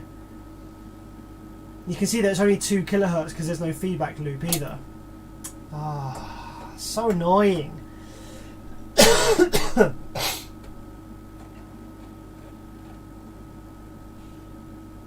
Is the jumping around in the switching frequency similar to the PWM that happens with the drive wave? That's why we can hear output on the audio. Not quite, no. The reason that you can hear audio is a change in duty cycle between high side and low side. So you've got the output MOSFETs which are switching between negative rail and positive rail, and when they're switching with 50% duty cycle, there is complete equilibrium there. So when you've got 50% duty cycle, 50% on, 50% off, you've got no potential difference between them. As soon as you shift that duty cycle away from 50%, whereas you start going towards 0% duty cycle, you start getting a potential difference offset down to negative rail.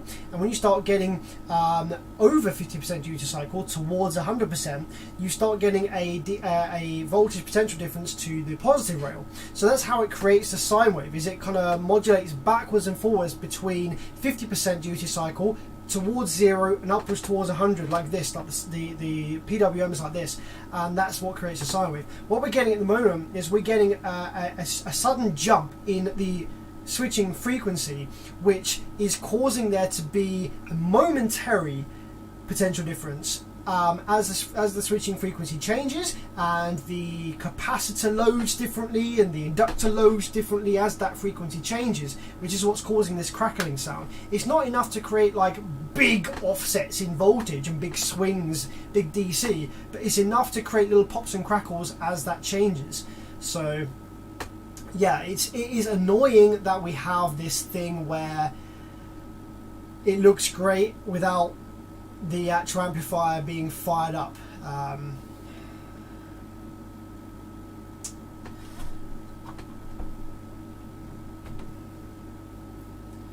It's making me wonder whether the issue is actually in the feedback loop and not in the PWM generation.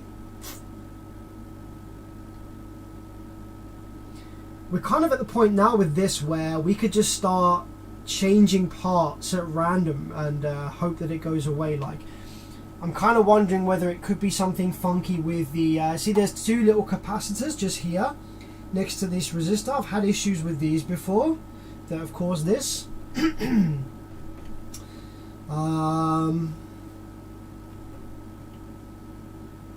Yeah, it's an interesting one. And there's also a bunch of modifications that have been done by the previous technician that I don't know why or what for. So, like for example, there's this kind of like double bridge resistor going on over here, and there's this op amp which is in headers over here.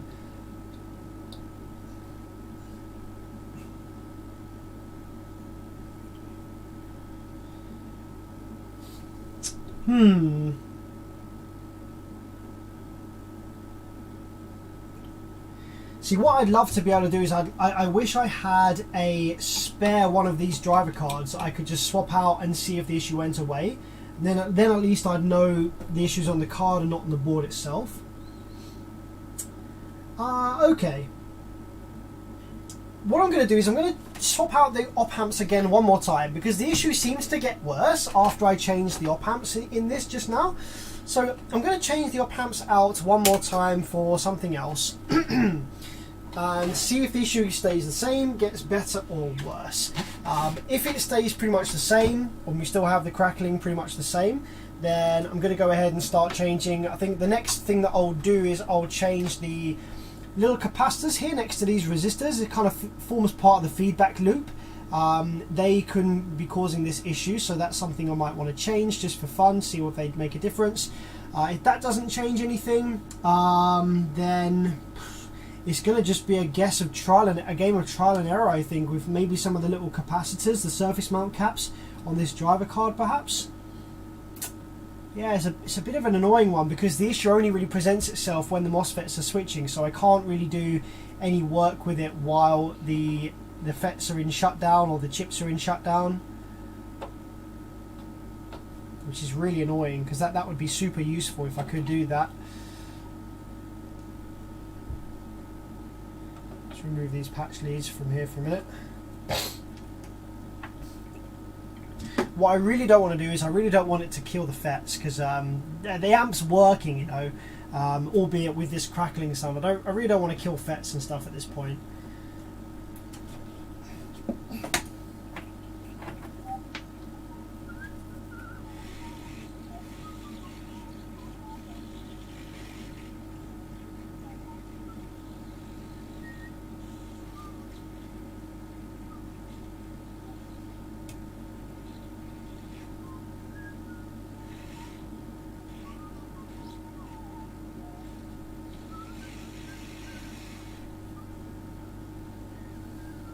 Alright,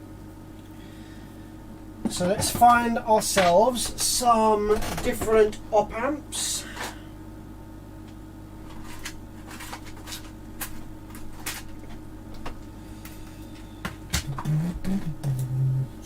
There's a 211, brand new one.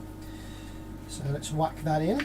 Brand new 211, and let's grab an old 072C that has come probably from another Korean.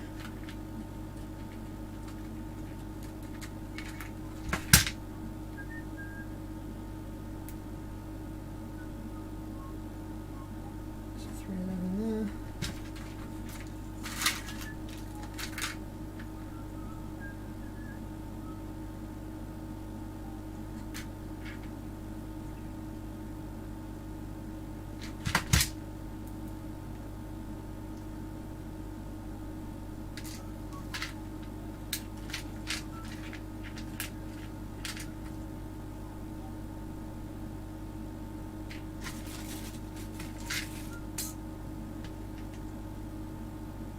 There we go. There's a 072C that I like the look of. Alright.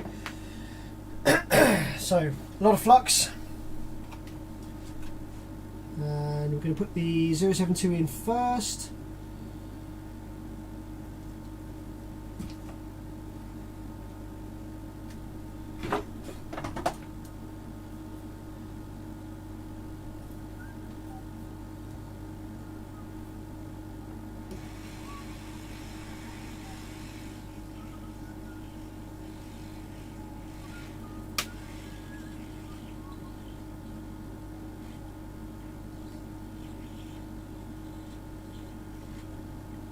Beautiful, beautiful.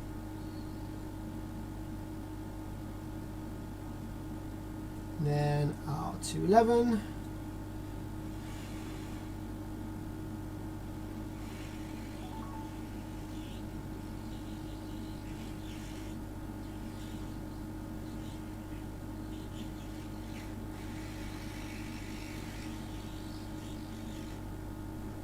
Okay, lovely stuff.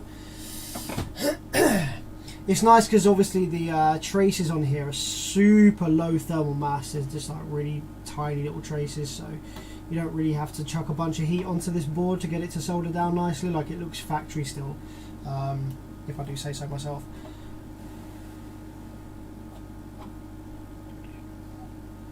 Another thing we can do obviously is, if we're not really getting anywhere with this, we can power the board up and we can actually hit the board with the hot air gun and see if that makes a difference. See if it makes the crackling worse or better. We can like aim the hot air gun at different areas of the driver board, see where the issue might actually be located. So there's not going to be anything funky going on the bottom of the board. This is definitely a drive circuit issue on here. So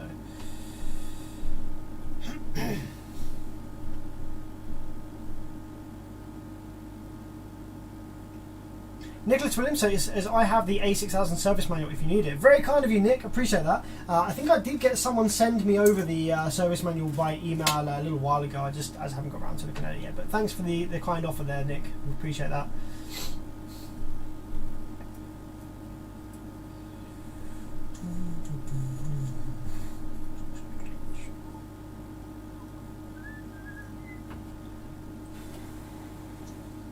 Okay, that's cooled down a fair bit now. I mean, it's still pretty warm to the touch. It's still pretty warm, but it's cool enough for me to like hold it, handle it like this. So, all right, let's power it up and see if that's made any difference by doing that. By changing those op amps again, see if that's made any difference to anything.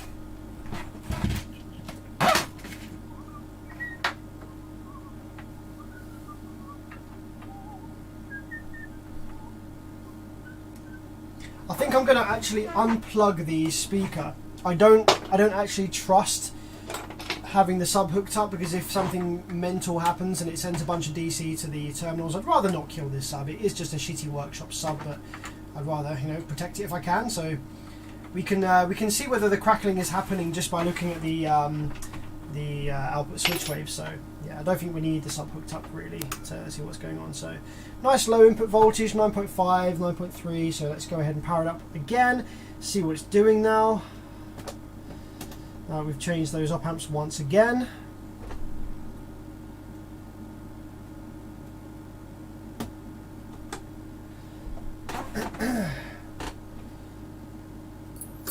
Whoa. Drew a bunch of current and the switching frequency was mega low there. Sheesh.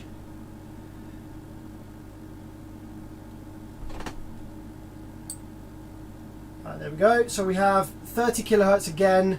It's dropping. It is massively fucking around here. 34 kilohertz, way too low. That is way too low. Glitching around a bit, I think, there by the looks of it. Why is that so low? That switching frequency. Come on, jump up to 60 again.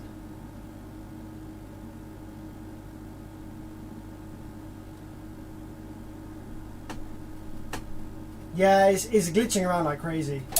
So the issue is still there, whatever it is. Let's go ahead and have a look at the input wave to the chip again, just to see what it looks like now. See if it looks any better or worse.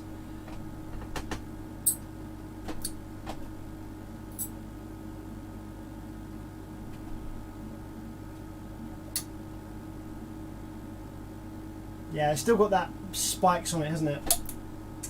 Yeah. Okay.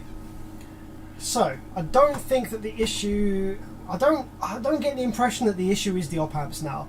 We've changed them 3 times. The issue hasn't really changed at all. Like, it seems to be getting worse, if anything. Possibly because there is like some heat in the board now. So I think the next thing I'm going to do is I'm going to try changing these 2 little capacitors here, which are by these resistors. The reason I say that is because these resistors may get really hot, and they may have affected the lifespan of these capacitors that are next to them. So we're going to go ahead and change those out, see what that does.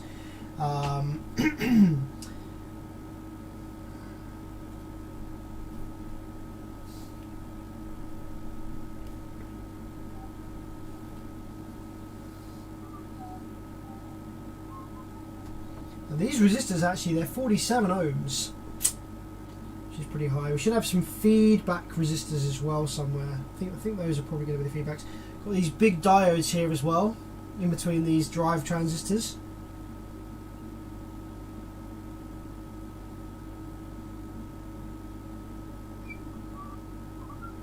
But the thing that, so with these self-oscillating circuits, the thing that sets the switching frequency is the feedback. It's self-oscillating kind of in a way. So the drive circuit needs to be getting like clean, proper, accurate feedback from the output section in order to create the self-oscillating environment.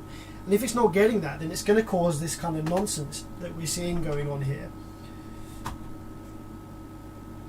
So I think the next thing to do is to just change out those little caps, only because I have a recollection of needing to change them once in the past for some reason. So I'm going to go ahead and try that just to see if that changes anything.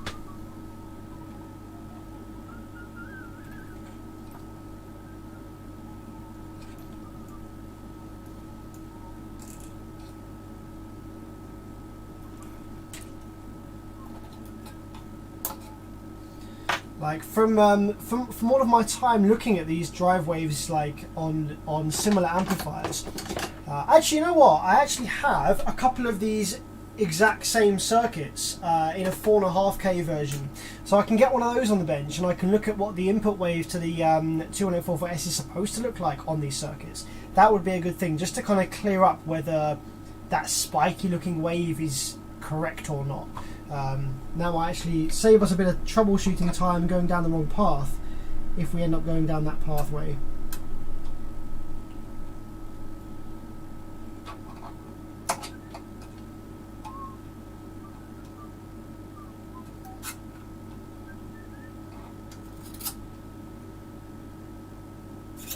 Just walking these caps out, just taking my time, no rush. So these are labelled up as 102J. So we need to find some replacements for those.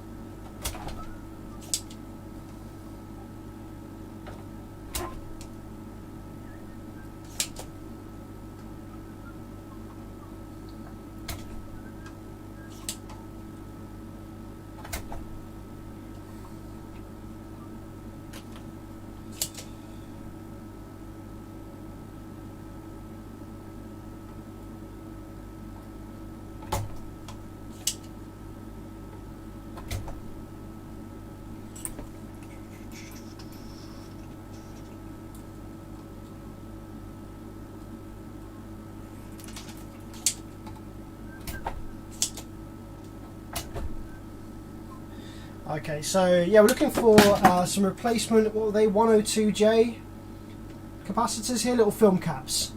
2A 102J. So let's see if I've got any replacements of those in my little capacitor box just here.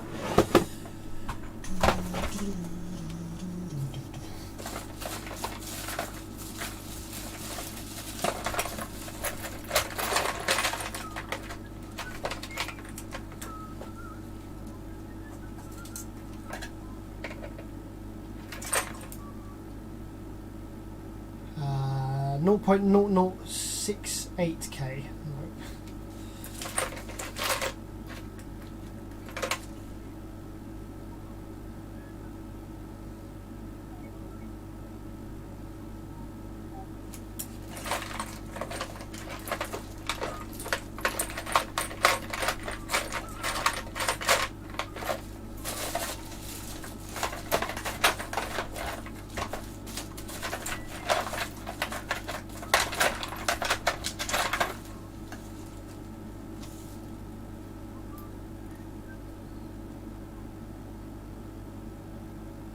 682J.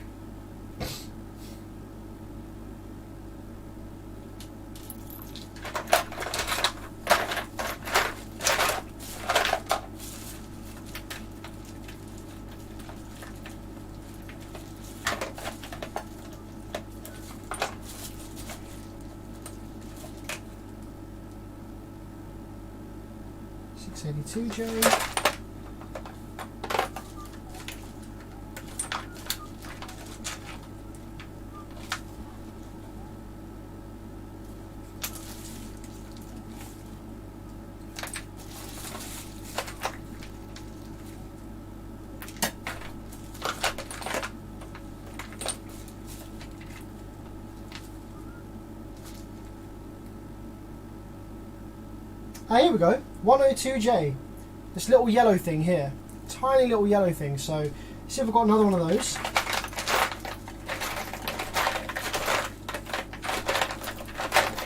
I should have, because that was a brand new one, so I should have some spares of those.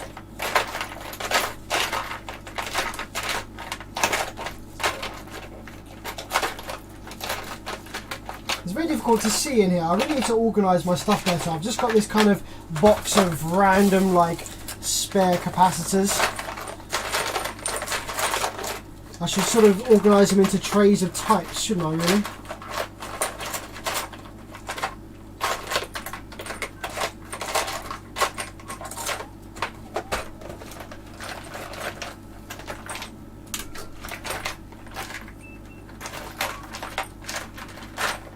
Ah, there we go, there's another one.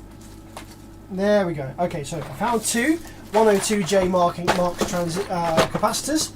I think they're probably the same voltage. These little film caps are usually pretty high voltage, so let's go ahead and just, out of interest, let's read the original two capacitors in the tester here and just see what they read as. See if there's any funky high ESR or like bad values or anything that are read in the tester for these caps. I've actually seemed to have misplaced the second one, so this is just one of them. We actually only have 851 picofarads. Now this is 102, so I think it's supposed to be about 1,000 picofarads, so it's a little bit off the mark, that one. Where the heck did I put the other one? I may have dropped it or something.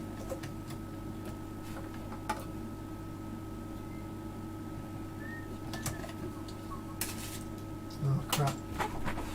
Okay, well, never mind. The new ones here, these ones probably should read nearer to 1,000 picofarads. Yeah, so we've got 989 on this one. And this brand new one here as well. Got 1,000. 999. So yeah, that's more like what they should be reading. So we're going to go ahead and drop these in.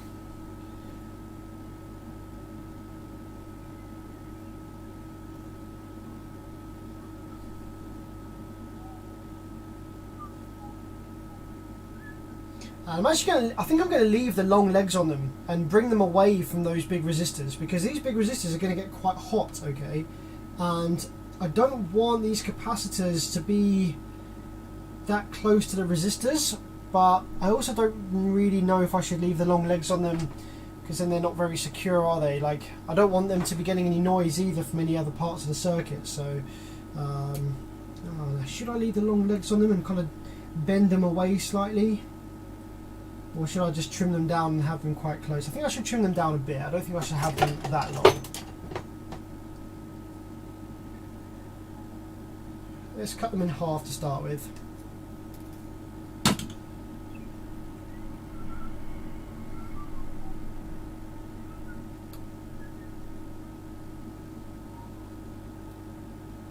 There we go. I'll just have them bent over a little bit away from that resistor, just to kind of stop the heat soak too bad from that resistor.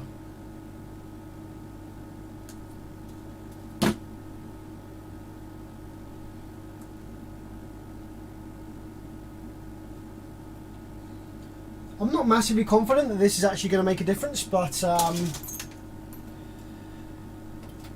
it's the next thing on my list that I wanted to try, so sort of trial and error from now on.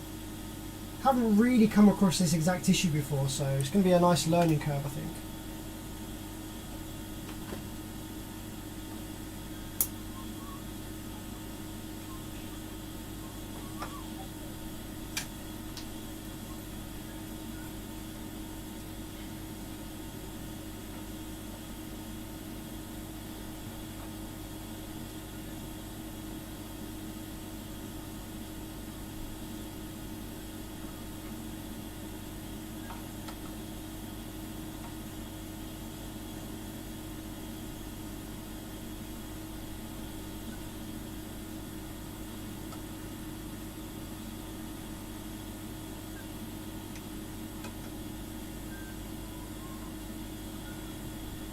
Okay, so let that cool down for a minute, and then I'm going to see whether that's made a difference. What I might do is I might actually do the soft turn-off modification on this amplifier while we're here. So yeah, these amplifiers, they have an issue with how they turn off, as I explained before, and I do have a modification for them, which involves a little relay here. So I might actually, I'm tempted to just drop that modification in now, because we are powering the amp up on off quite a lot, which is causing this kind of like issue when it turns off. I might do that now, I might do that a bit later. Got these little relays. Basically I tie that to the remote signal coming in from the power supply, so that the second that the remote is removed, it sends the drive ICs into shutdown before the PWM generation circuit turns off, which prevents that kind of glitch on shutdown. But I think I might put that in a bit later. So okay, let's power the board up again now then, and let's see whether those capacitors that we've replaced have made any difference whatsoever to how this is coming to life. Okay, fingers crossed. 50 volts divide, check low frequency, 3, 2, 1.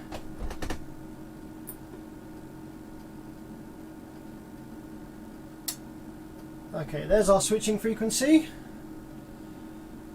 Very low, as we've experienced before. 32 kilohertz. Ah, there we go. It's jumped up now. He's jumping around like crazy again.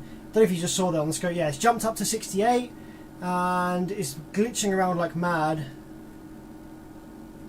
It's all over the place. Now it's back down at 35 again.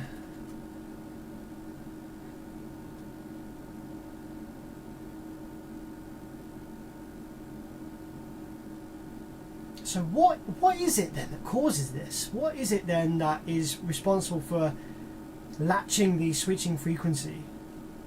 I still think that the issue is on the driver card. I still have a feeling that it's on the driver card.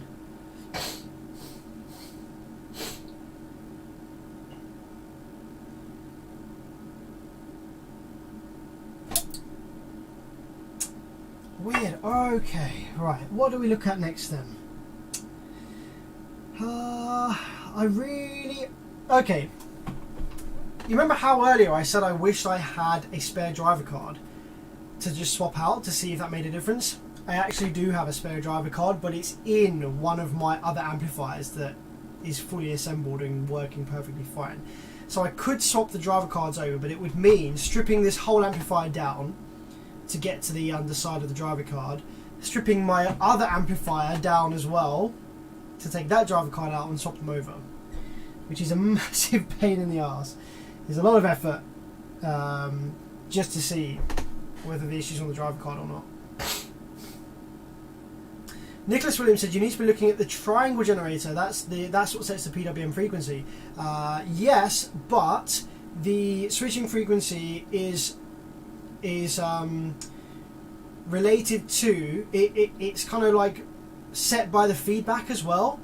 So it's like a self-oscillating circuit, so it's not a fixed switching frequency. So when we disable the output MOSFET driver, okay, so when we send the drivers into shutdown so that we don't have any MOSFET switching, then the frequency coming off of the triangle oscillator and the op amps that's actually going into the PWM going into the drivers is down at 2 kilohertz. So with no feedback to the drive circuit, the switching frequency by itself is 2 kilohertz. As soon as we introduce the MOSFETs switching into the equation and the drive circuit gets feedback from the MOSFETs, the switching frequency then bumps itself up to what is probably supposed to be about 68 kilohertz. And that frequency changes with the rail voltage. So as we go up and down on the rail voltage, that frequency increases and decreases with the rail voltage. So it is kind of tied to feedback, some kind of capacitance or something like that. The issue we're having here is the switching frequency is not stable. It's jumping around all over the place, and it seems to be latching between two main frequencies. We've got like 32 kilohertz and 68 kilohertz, which are actually doubles of each other, aren't they? So like that really says to me that there's an issue with the generation in at the op-amp stage of this, which is causing this issue. The fact that it's jumping between half switching frequency and then full, what it's supposed to be.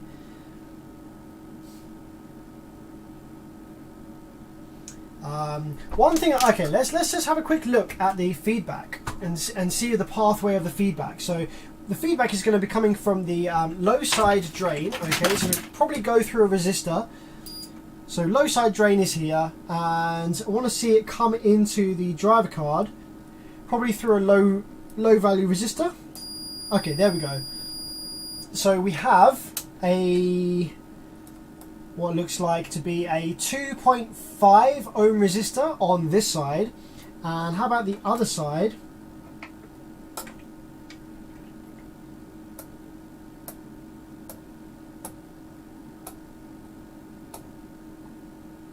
.4 ohm.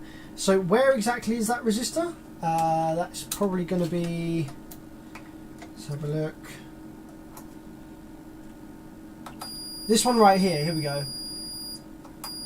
So R32 and R18 are, those are our feedback resistors.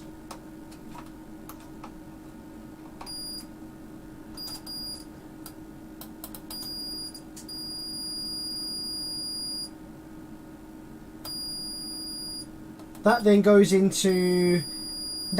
directly into one of the VS or VB pins of the drive chip, which is perfectly normal.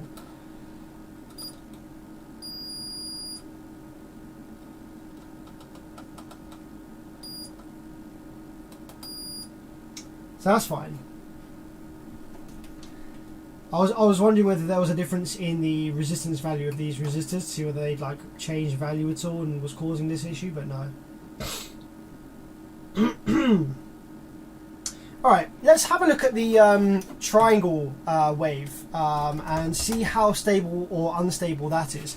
I'm going to flip the amp up on its end like this. I'm going to give you the hat cam so it's a little bit easier to see. And I want to just have a look at the triangle oscillator on the, I think it's going to be on the 072C if I remember rightly. Oh no, I think it's on the 211, isn't it? Is it on the 211 or is it on the 072C? So let's go down, 2 volts divide, project low frequency.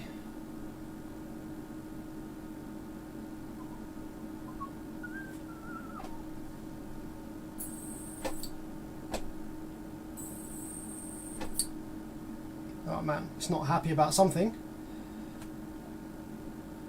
What are you not happy about now? There we go.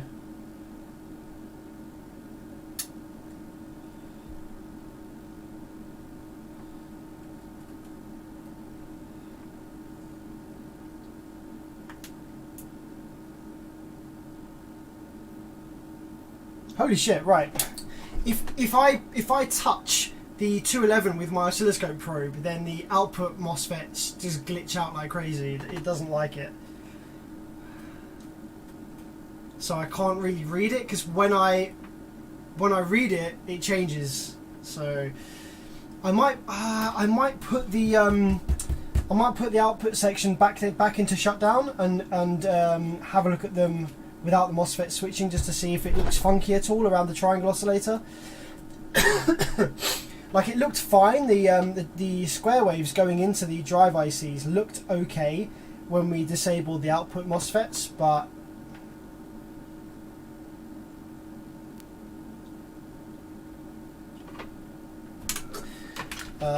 yeah, so I'm just going to go ahead and reattach my patch leads to kind of disable the output section here again, the output FETs.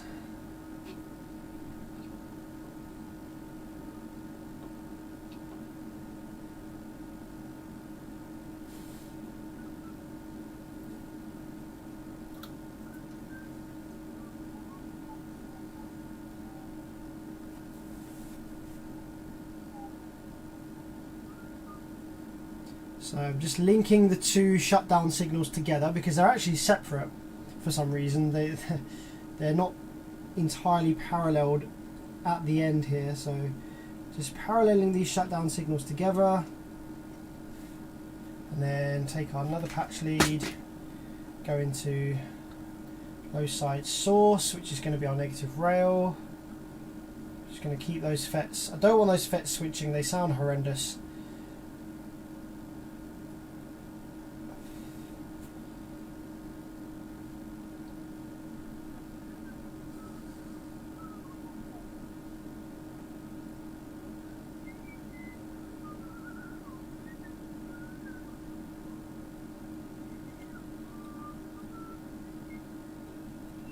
Right, there we go. So that should now keep this in shutdown. So let's go ahead and have a probe around with the triangle oscillator now that the MOSFETs aren't going to turn on. There we go. Okay. So LM211, we have pin 1. Pin 1 has -5 volts. Pin 2 has, there's a bunch of noise on the scope actually. I might see a lot of people ask me, where's your ground probe for your scope? There's something that looks like a triangle oscillator, but it's a bit of a funky shape there.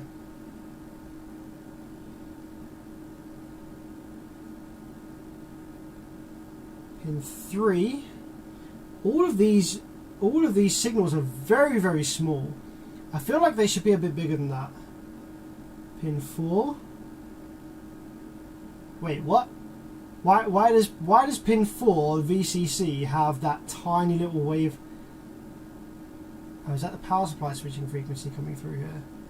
I think it is. Yeah, okay. I'm just going to go ahead and grab a new ground reference for my scope. That's the output ground, output side ground. I think we're just seeing a bunch of noise there coming from the power supply.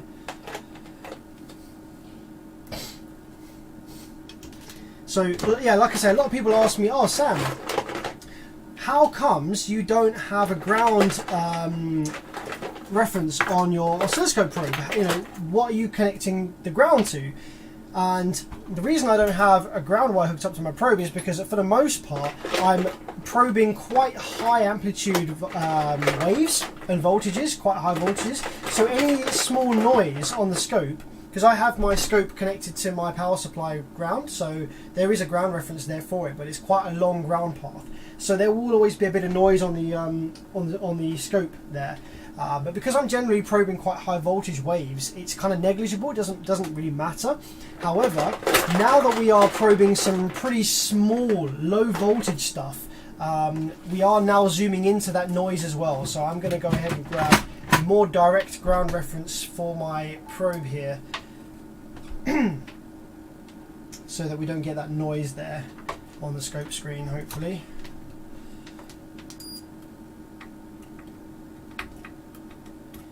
I think the ground is the best. The ground's going to be speaker negative, which is going to be this one.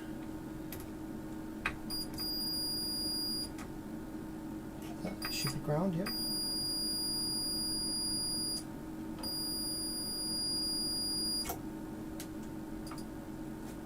That should be output after the relay. Yep.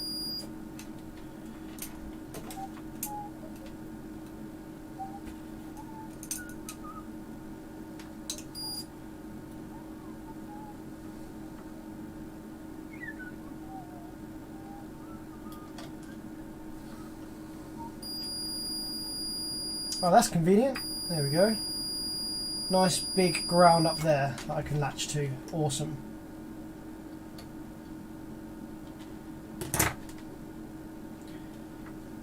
Okay. So now we shouldn't get that noise that we were just seeing. Hopefully. There we go. No more noise. Alright, cool. You can see there on the scope screen how that's massively cleaned itself up now.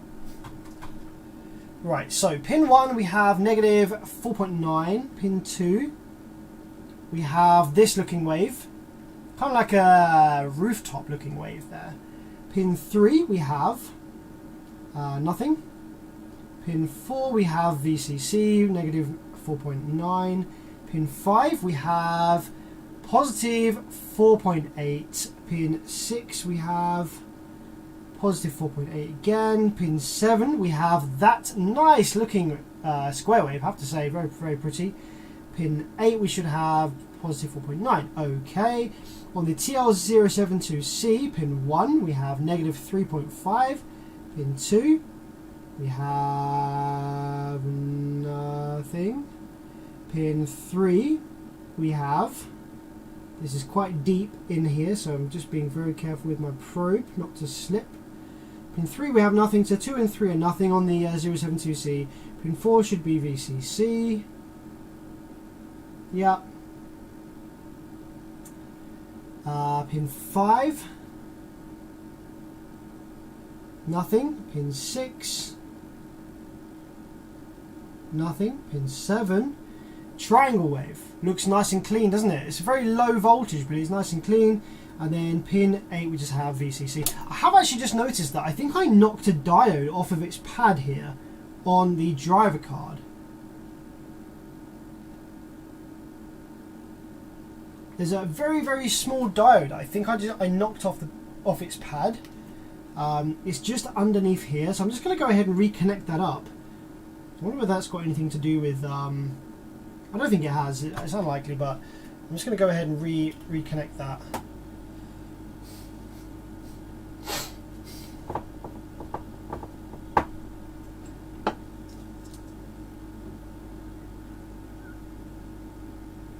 It's only one side of it that's knocked off. I don't even know if it is actually knocked off. It just looks like a little bit off center. So but I just want to get it connected back up.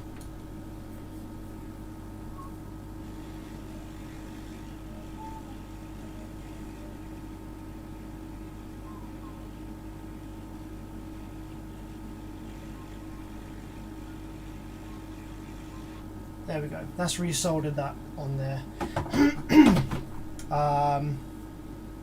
Okay. Let's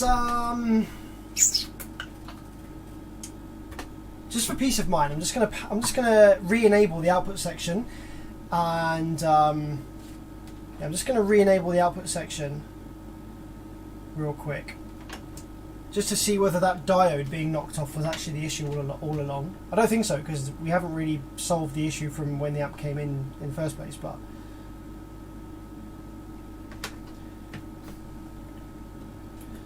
I just want to see if that diode being there makes any difference. So I'm just going to remove the latch to negative rail here on the shutdown signal. There we go.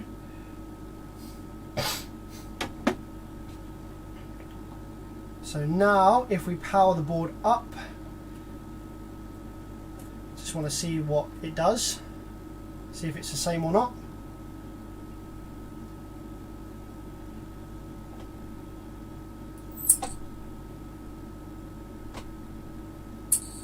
Oh man, it's not happy. It is not happy. Oh, why are you so unhappy, dude?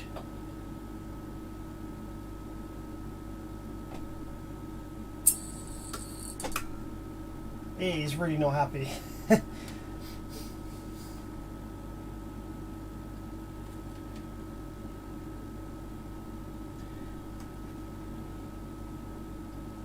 I'm wondering whether one of the IRS21844S is actually dead. Oh. Why is it doing that? It's almost like it's doing the thing when one half of the amp is starting to oscillate and the other half isn't.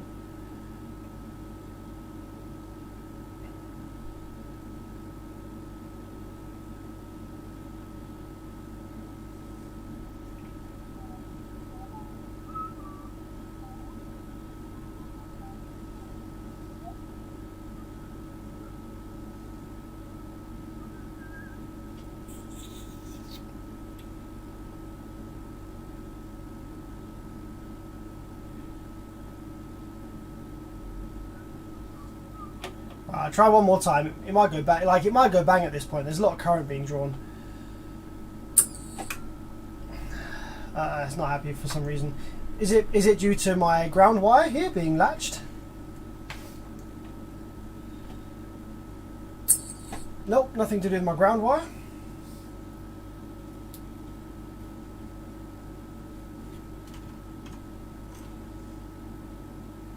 What is your problem, bruv?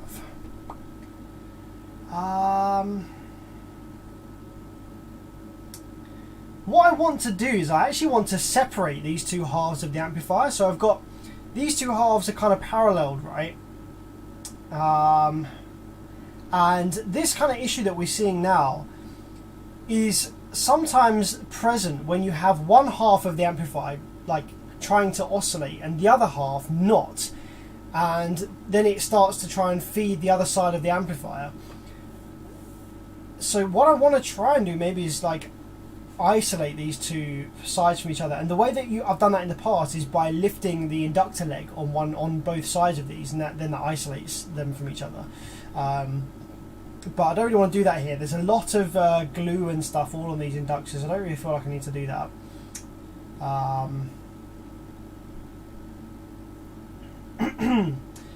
Maybe I can prevent the MOSFETs from getting their drive signals, okay, but still have the drive ICs alive. So I would just need to lift the gate resistors and make sure that there is still pull down between the output FETs. So I might do that next, or I might maybe lift the. There might be a resistor in between the drive ICs and these drive buffers. There's 4 transistors here which are dealing with buffering that drive signal before it gets to the output FETs. So I might be able to just lift a resistor here and there to prevent the drive actually getting to the buffers.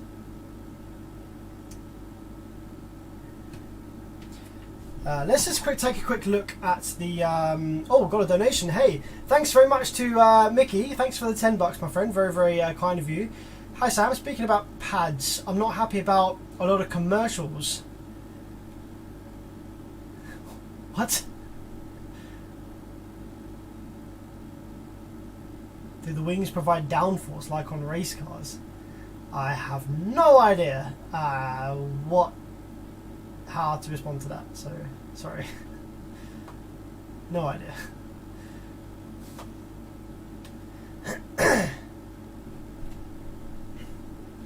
I remember the big red amplifier you had fixed for Lion. They had changed the drivers, had issues still. Only when you change the drivers again it worked good, just an idea. Drive joint on the driver card, it just got worse and you've been pressing down on the driver card. Yeah, so like now it's not wanting to come alive at all, is it? The only thing that I can think that's different now is I've actually got these patch leads. They're not actually connected to anything, but I do have these two shutdown signals connected to each other now, which wasn't there before. Like, it shouldn't make any difference because they're connected to each other anyway.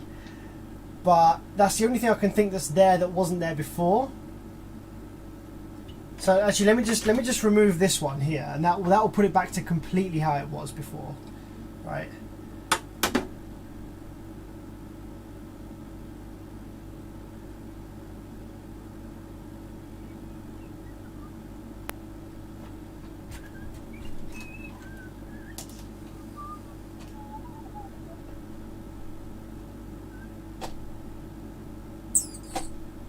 It's got a lot worse. It's not even coming on at all now, is it?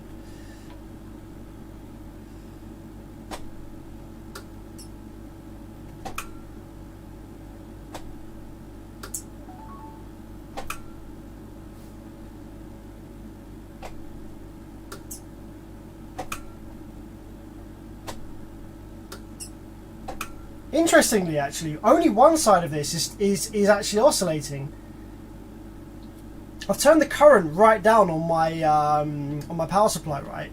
Look at this. If I go ahead and probe this side, okay, this side of the board, when I probe it, we get a little square wave, and then it goes off. Actually, it draws a shitload of current. Why is it drawing so much current for? But we don't get anything on this side. We get a glitch on this side to like negative rail, but nothing on this side. Oh, okay, we did that time. Yeah, okay, I definitely need to like get rid of, I definitely need to remove continuity to the output FETs. I need to get the output FETs disconnected from this board. Man, what's going on with this? Is it vibration damage on the driver card? Maybe if I hold the driver card in a different position?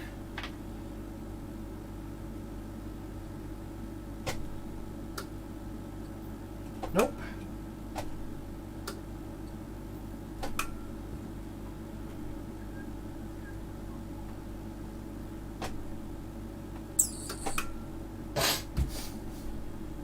She is not happy at all. So yeah, I need to take the thanks Daniel Dorrit for the 5. Hi Sam, still want to do that remote repair one day. Yeah, me too, man. Just let me know when you're around.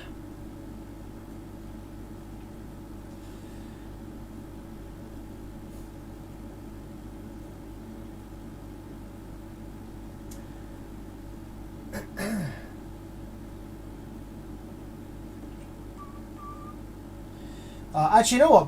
Because it's really fucking around now, because it's really screwing me around now, what I'm going to do is I'm actually just going to go ahead and disable the output drivers again.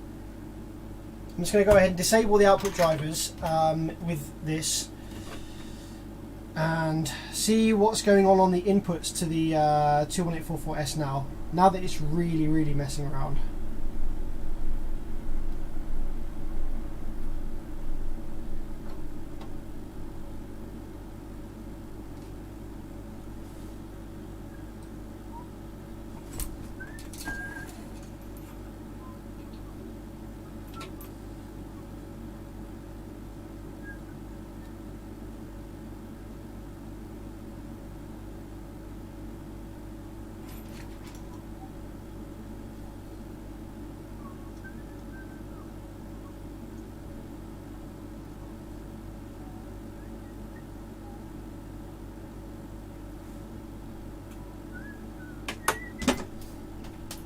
Okay, so we've disabled the drivers again now.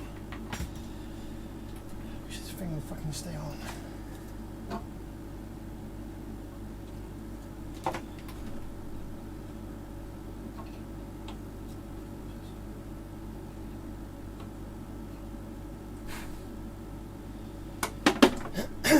So yeah, disabled the drivers again now. So do we still get the PWM to each of these drive cards? To each of these drive ICs, sorry.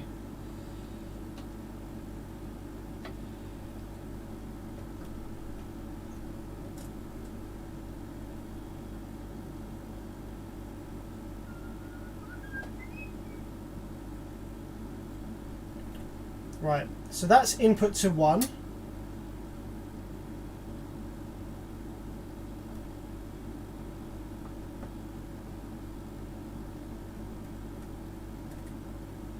Nice and stable, as you can see.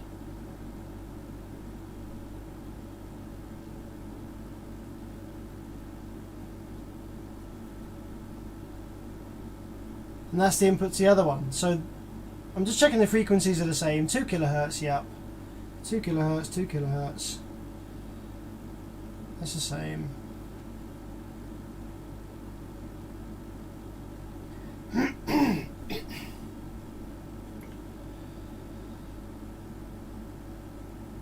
Right, yeah.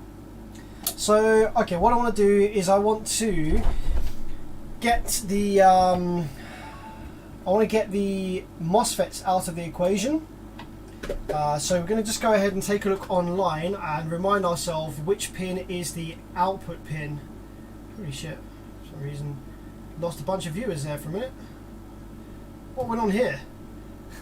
What happened here? Had 136 viewers down to 30. Okay, no worries. So let's go ahead and look at the IRS 21844S data sheet, which is going to tell us the output pin for these. Somewhere. There we go. So low output is pin 6 and high output is pin 12. So let's go ahead and see what that goes on to and lift a resistor here and there so that we don't have any switching to the output FETs.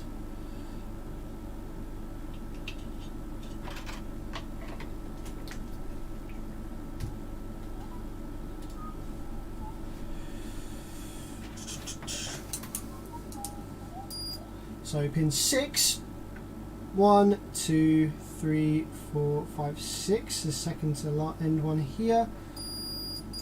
Looks like we have continuity to this resistor by the buffers. 1 there and 3 the other side.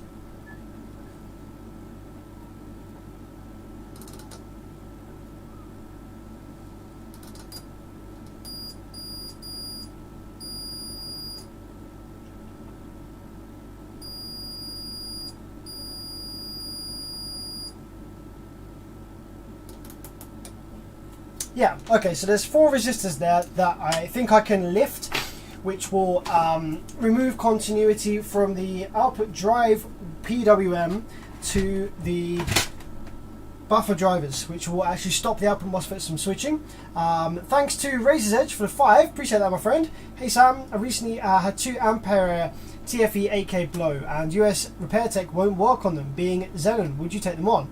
No, unfortunately I don't take on repairs from overseas. I'm sorry, it's not worth the shipping. Honestly, it would cost you cheaper to just get a new amp. There are techs in the US that will work on those though. The one that you went to maybe didn't, but I do know of technicians in the States that will work on those, so you will be able to find some that will. I'm in the UK, so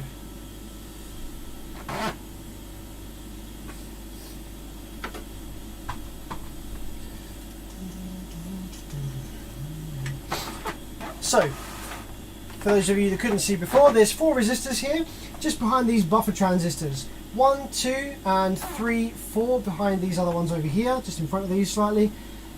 And what we're going to go ahead and do is lift one side of those, which will prevent the drive getting to the MOSFETs. So we can actually see what the 21844S is actually sending to the MOSFETs.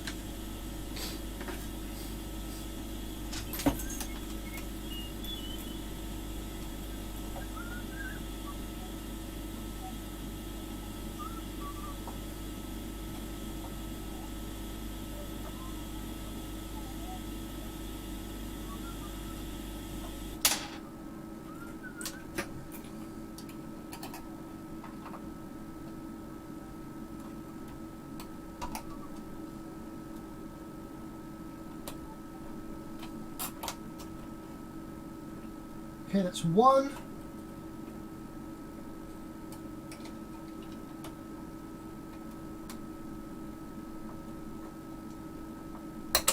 That's 2.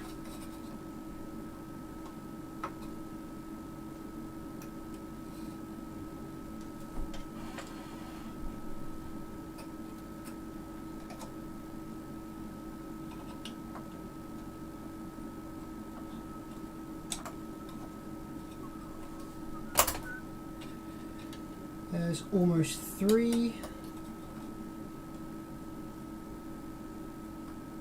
There we go, and last but not least, 4th one over here.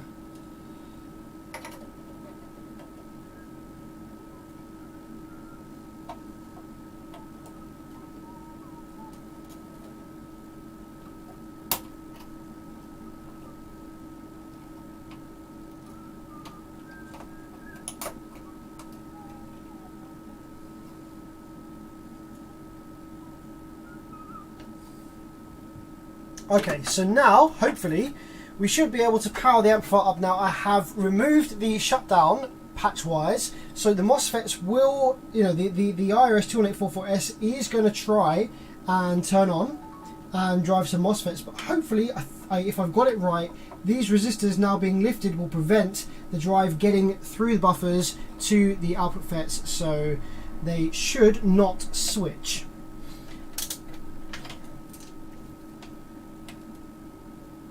We have 10 kilo ohms there on pull down on the FETs. That's good. That's nice and safe.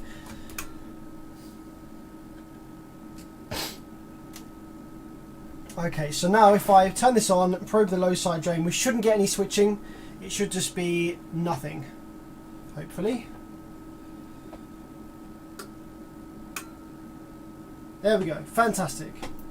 Okay, cool. So we pulled the right resistors.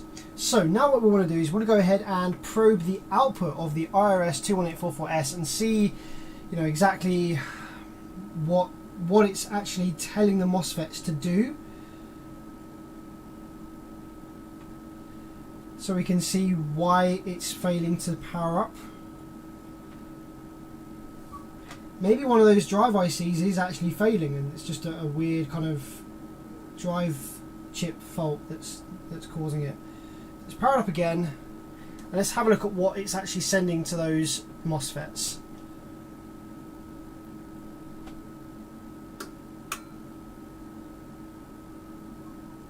Okay, that's one side, that's a low side drive. It's high side. Low side over here. So it looks good. Like the drive being sent to the MOSFETs looks good. And it's on both sides as well. It's there, it's present on both sides. So the drive ICs are coming to life and sending what looks like a good PWM to the FETs. Weird.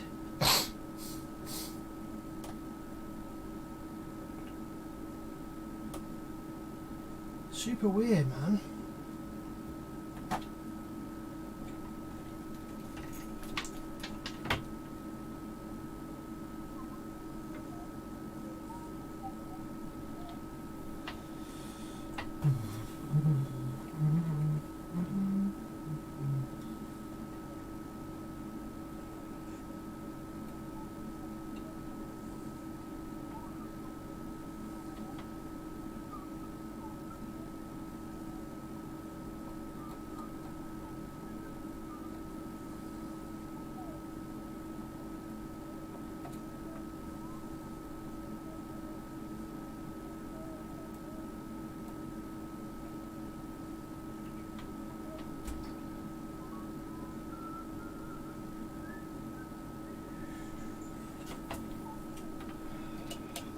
Okay, all right. Let's put those resistors back.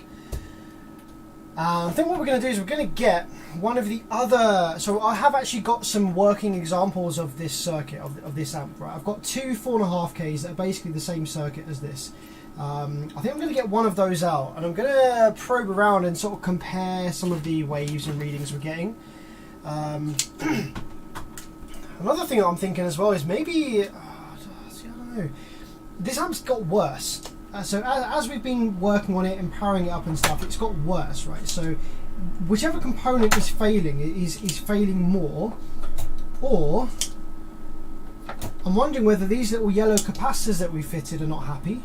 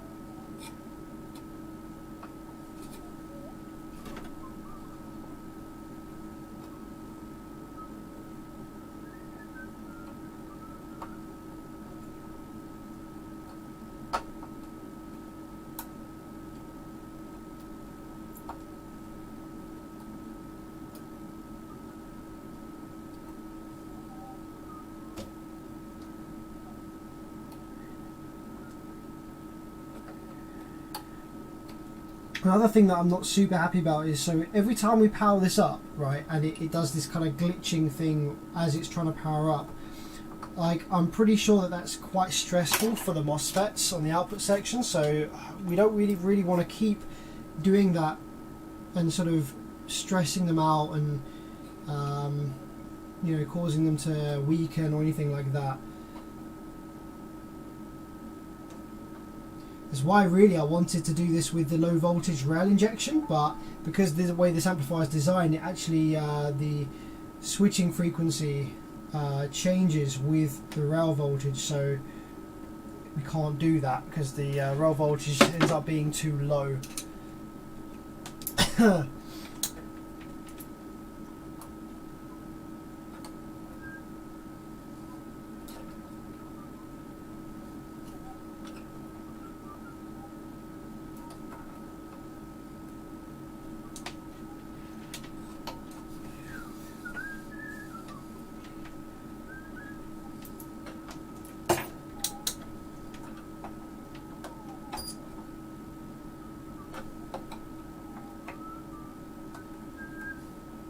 Oh, hang on a minute. 210 ohms across that capacitor? That's not right, is it? Ah. Has one of these capacitors just failed? Is that why it's now not powering up? Possibly.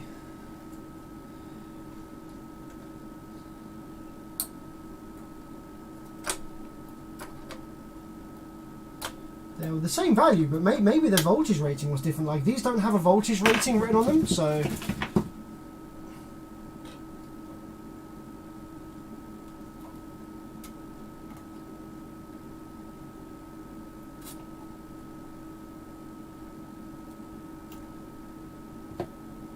I'm going to pull these out actually, because it seems to have got worse ever since we changed out those caps. So I seem to have misplaced one of the originals, but one of the originals was actually reading quite a way off its value that it was supposed to, so I'm going to keep it out.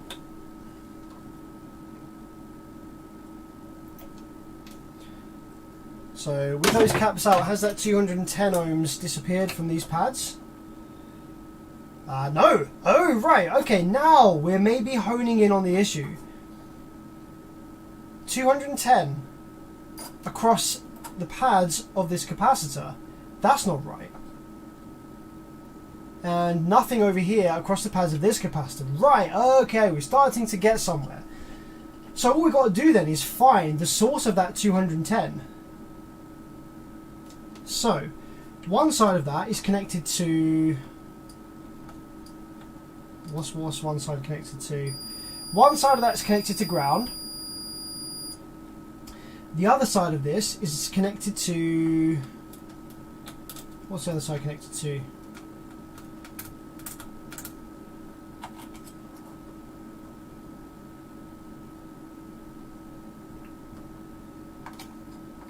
Any drive?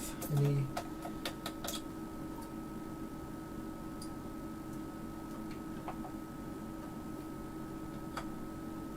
Ah, it's connected to... Hang on a minute.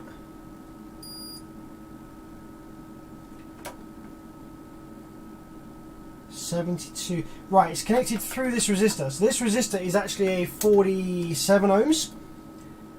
So yeah, 47 ohms through that capacitor there. Right, so something, somewhere, that is connected to low side drain and ground. See there? So we're...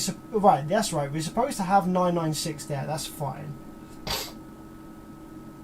47. 146.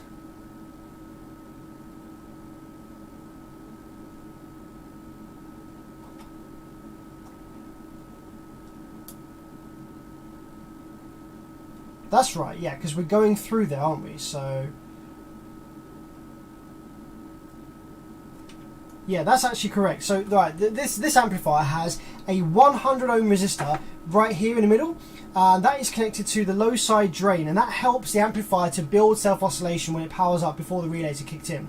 So we're supposed to have some resistance here from low side drain to the resistor to ground. This is basically ground. So we're supposed to have 100 ohms there, which we do.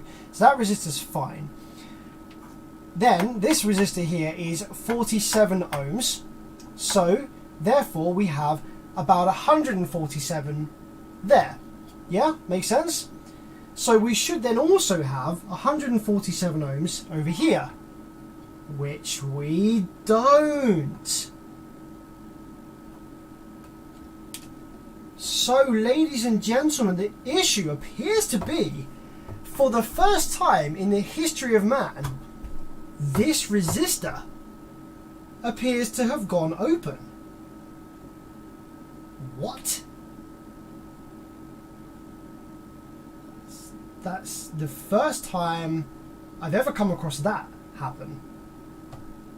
Which does mean that we need to strip the board down, because I can't get to the pins for that from this side of the board. How interesting. I've never seen these resistors fail. They're massive 5-watt ceramic things.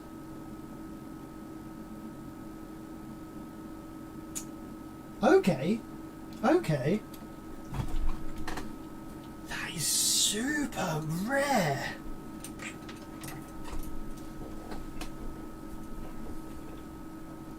But that is proof that has failed, isn't it?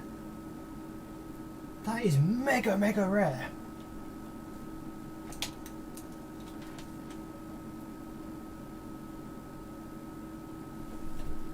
$146, yeah, so that's correct. We would have 146 across the capacitor there, wouldn't we? Because that's ground on that side, and then it's low side drain through the resistor that side.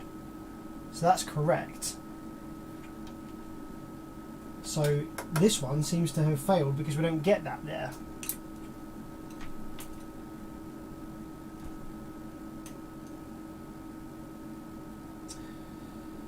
Wow. Okay, so I guess we're stripping the PCB so I can get to that.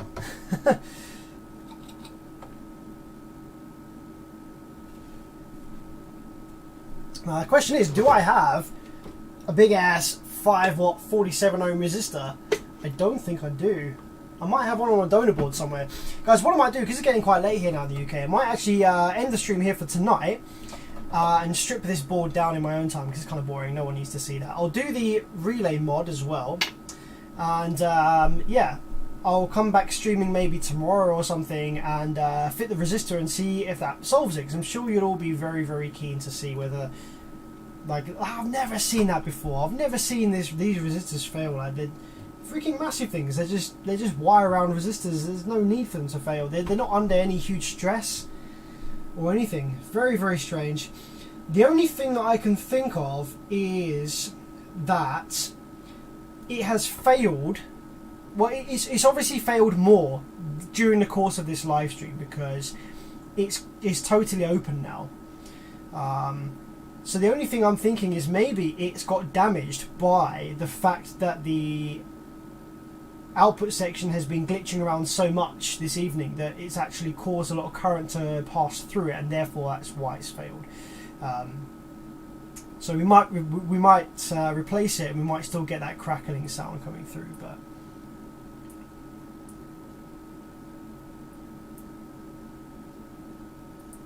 try and twist it and rattle it loose from the board. Yeah, I can get it off the board like this, but obviously to perform a correct, proper repair, I'm going to need to get it.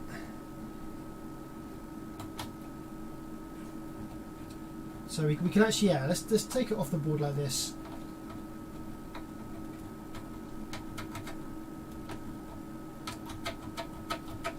And let's read the resistance of it off the board. Maybe it was snapped from vibration damage or something. Maybe it's not the resistor.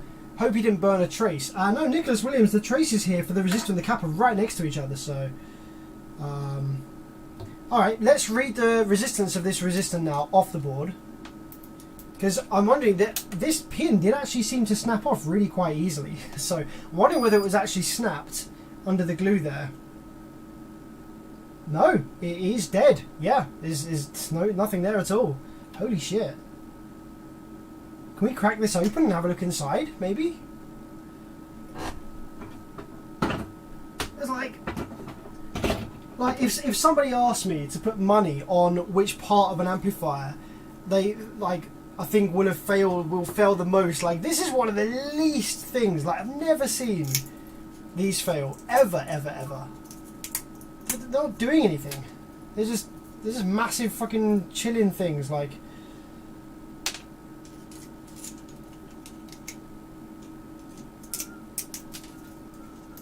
I'm cracking it open now.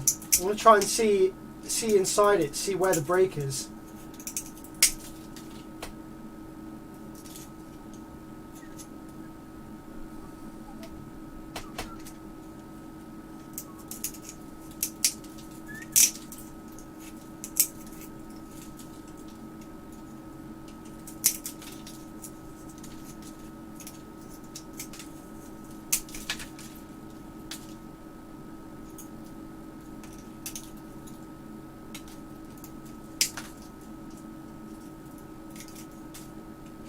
Oh, that's interesting. It's actually like a normal looking resistor, just in a massive bunch of. Oh yeah, look, you can see actually. Yeah, there is. I don't know if I'll be able to zoom in close enough. Get some tweezers, perhaps. Yeah, there we go.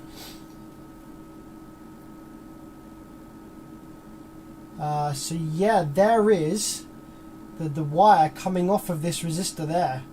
So yeah, it was dead. It doesn't look burnt. It looks like the wire inside has just snapped. So maybe it was just a really weak wire wind, and it's just like snapped or like come off internally. Like, it doesn't look like it's burned or anything really. Actually, there's a whole bunch of it that's like snaps off here. Yeah, really interesting. Okay, let's pull those traces out. And what I want to do actually is, while we're here, I want to see if I can find a really massive 47 ohm resistor, right? And just drop it in the board temporarily, just power the amp up and see whether the crackling has gone away, because that will tell us whether this was actually the issue all along, won't it?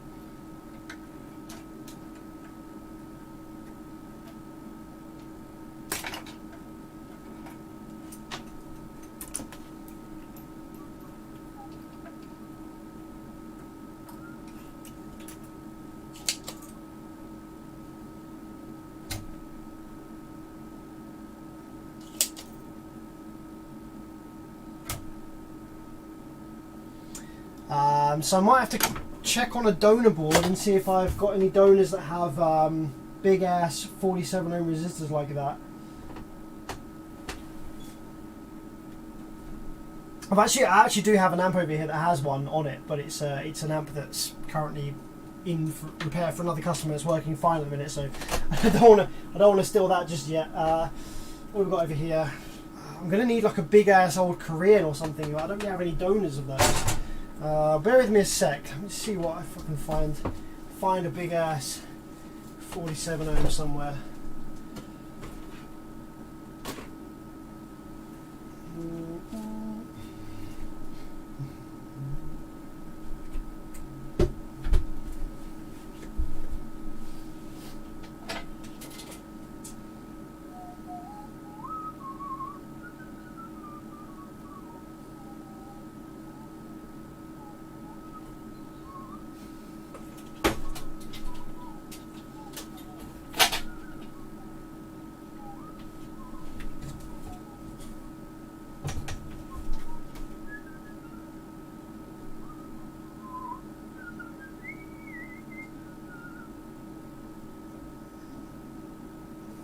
There's some big resistors on this board, but none of them are 47 ohms.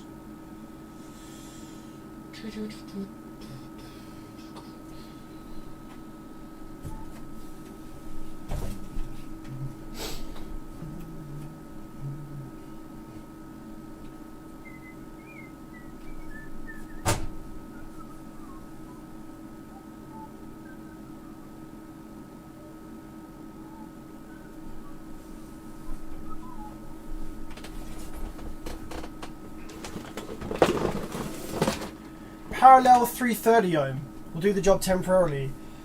Check one of your Class AB amps are the ones that I was kind of looking for, but they're all in the loft, so it's a bit of a mission to get to just now. I'm going to have a quick look. I have got a lot of 47 ohms, but like really small ones that I could series parallel, but I still don't know if it's going to be big enough. Like this is these are 5 watt, these big ceramic ones that come on the amp.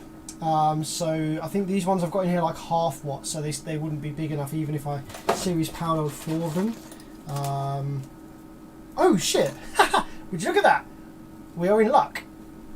I have some pretty beefy looking 47 ohm resistors here. Like they're, I don't know. Oh, would these be 5 watts? Like they're not ceramic in the same way, but they're definitely beefy as heck. They're definitely going to be enough for a quick test at least. Alright, cool. Not sure what the purpose of these was when I bought these, but there we go. At least we have them spare, which is really handy. So I can go ahead and drop that in here just temporarily. Like it might even be enough long term, but I want to get one of those big 5 watts in there, you know, just for safe reasons. Let's go ahead and get those capacitors back in as well. Those 102s, because they're probably fine.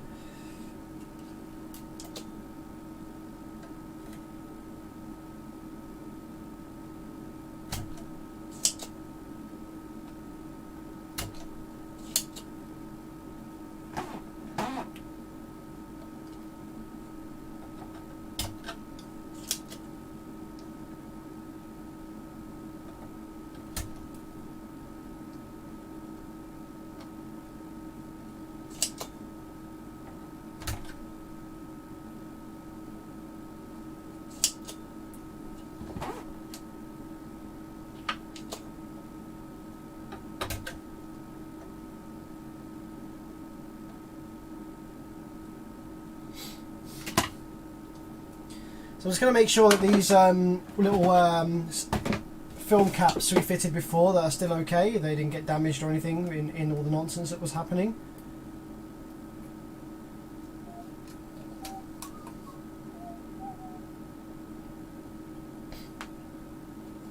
Yep, that's still good.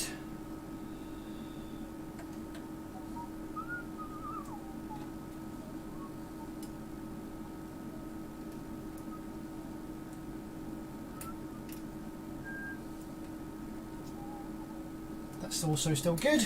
That's nice.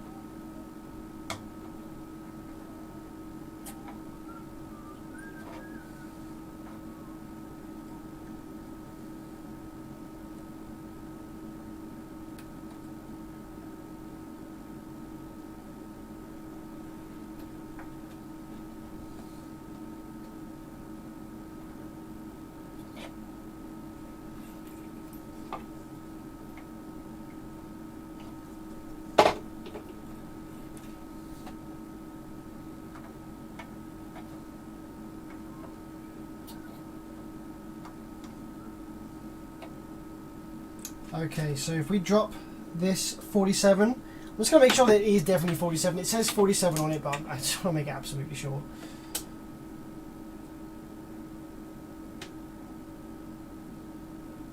Oh, no, they're not. This says R47J. Ah, that means it's 0.47, doesn't it? Fuck's sakes. Yeah, that's not 47, it's 0.47. Fuck's sake. Good job we didn't put that in before checking.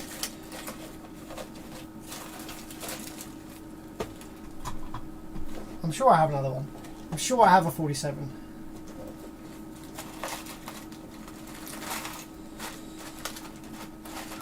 What's this green one?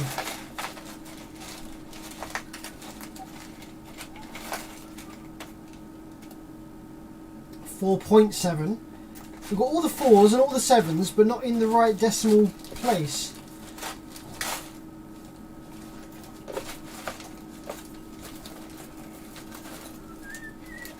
Right, let me just go and have one very, very quick look in the loft for a donor board that just happens to have a 47 ohm. So bear with me, back in 1 sec, and because I'm really, really curious to see if that fixes it.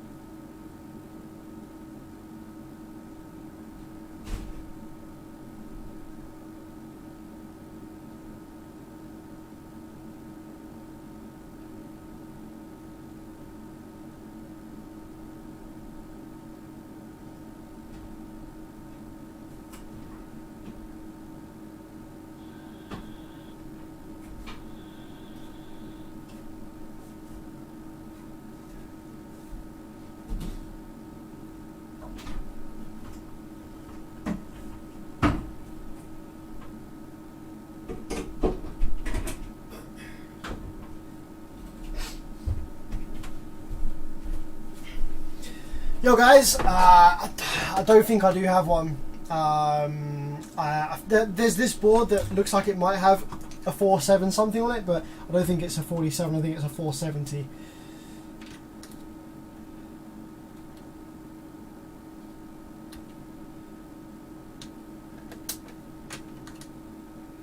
Yeah, it's a 470.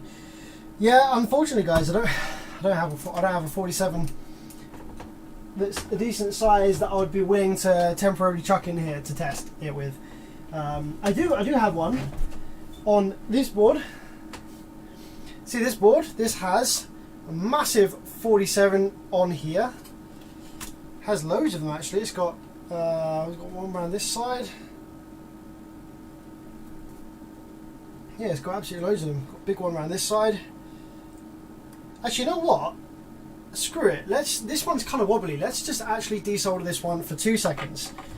Fuck it. Let's desolder this one because it's kind of wobbly anyway. So I want to reflow it.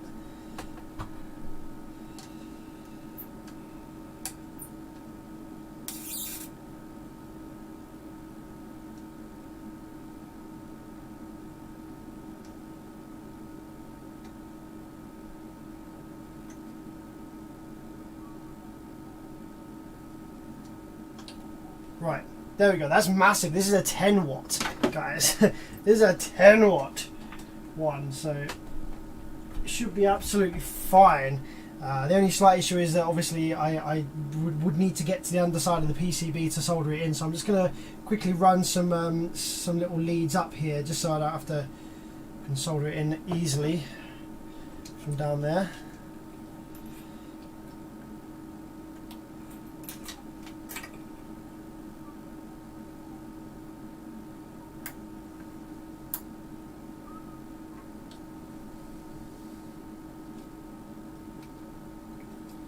So hat cam is down by my feet because obviously it's connected to the PC, so I had to take it off to get in the loft. Because it's got the camera attached to it, hasn't it, with the wire on it, so I can't go out of the workshop with the hat on.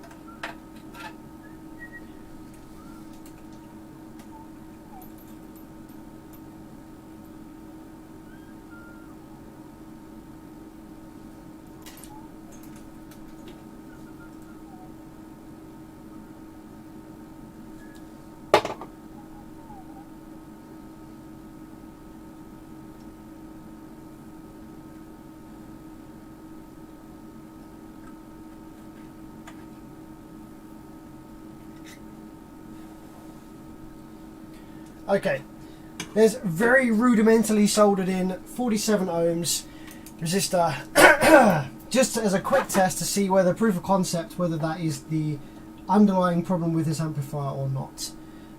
So yeah, we should now have 146 across there, and 146 across there. There we go, so that's now equal on both sides. There's a bunch of crap in here, so I'm just going to go ahead and like tip this up on its side to get rid of any stuff that's in there.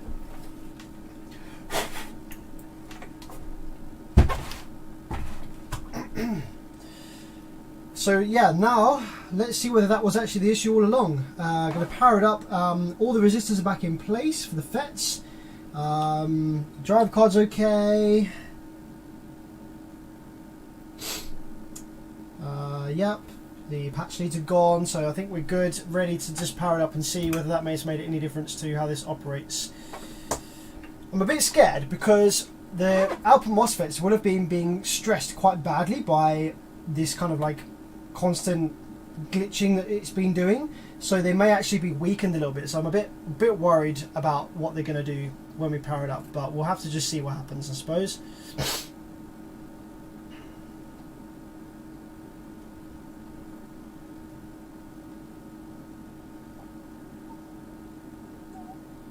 Okay, ready? Moment of truth then, see what it does.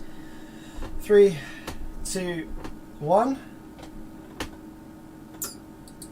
Oh no, yeah, it's it's still doing it. Fuck.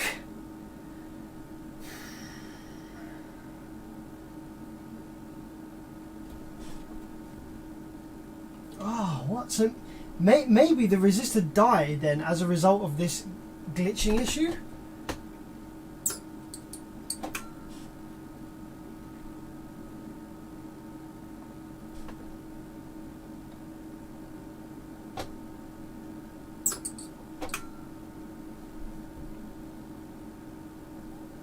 Maybe one of the drivers is just on its way out. I don't know. It's super weird. What's going on here?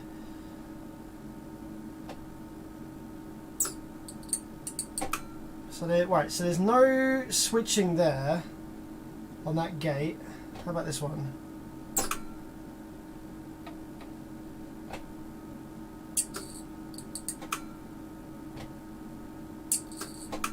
Right, there's no switching on this side. I'm probing the low side gate, okay? Maybe it's one of the drive buffers. I'm probing the low side gate on this side. Right, so over here we don't seem to be having any switching going on over here. Right, but this side there is switching. There's attempts at switching on that side.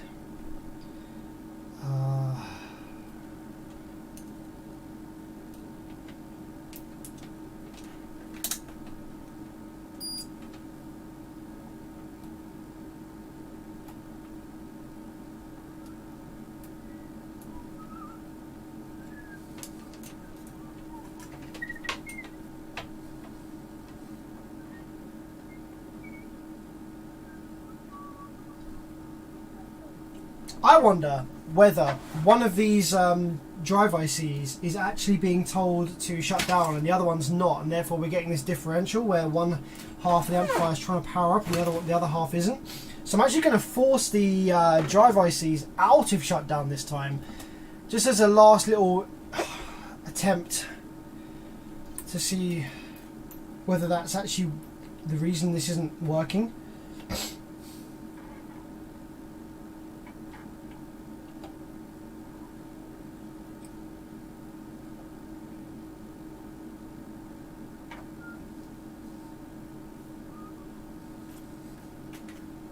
So to force the drive ICs out of shutdown, we need to connect them directly to 12 volts ref neg rail. So we're just going to latch these two together.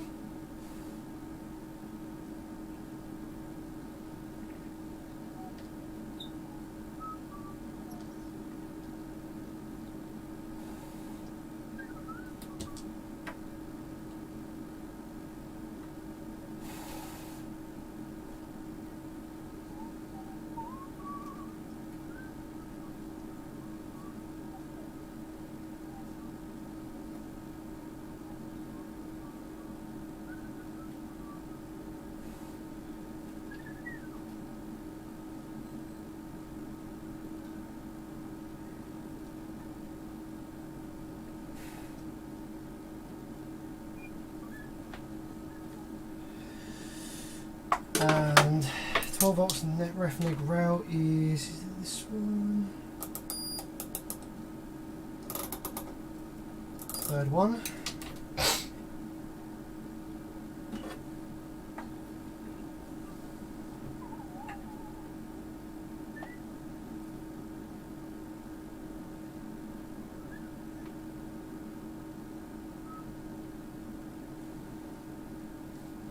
So we're now forcing both of these drive ICs into operation. I just want to see if that makes any difference to what it's doing.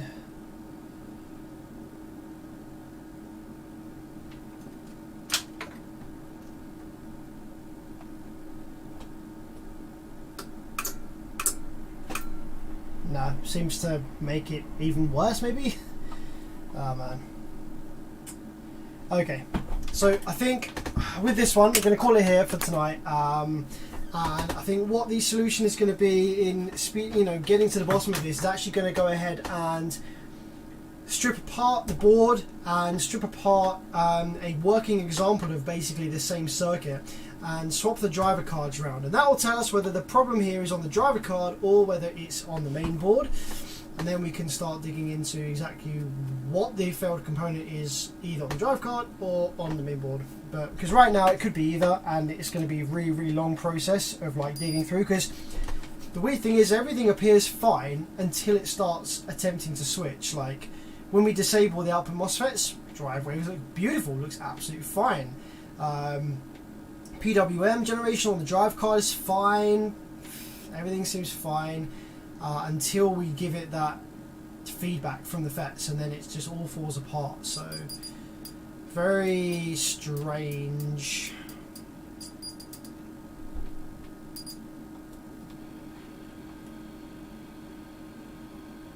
Very strange. Yeah, this is 2 parallel half bridge, Frank.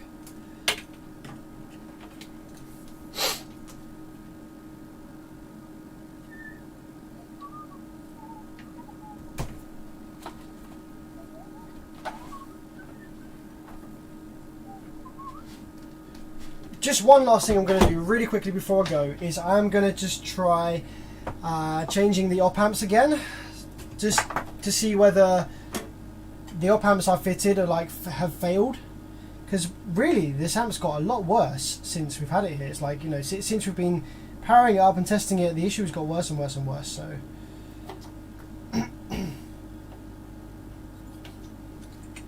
maybe I can put the original op amps back in. Although we don't actually know which ones they were, because they were all scratched off, weren't they? So here we go. I think these are the original ones.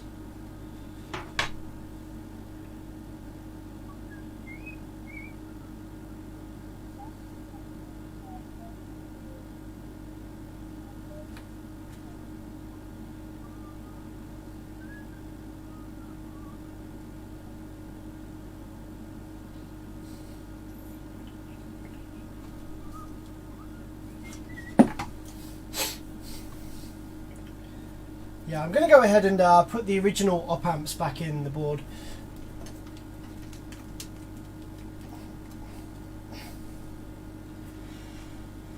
Just real quick. Just as a last thing, just to see what happens.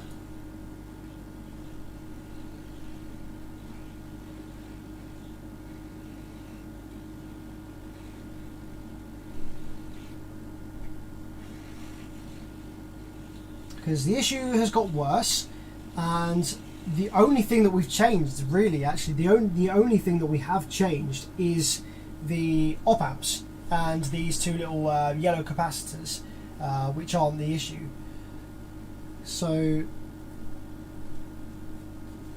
it's either a component on the main board or the driver card somewhere that is getting progressively worse the more we test it.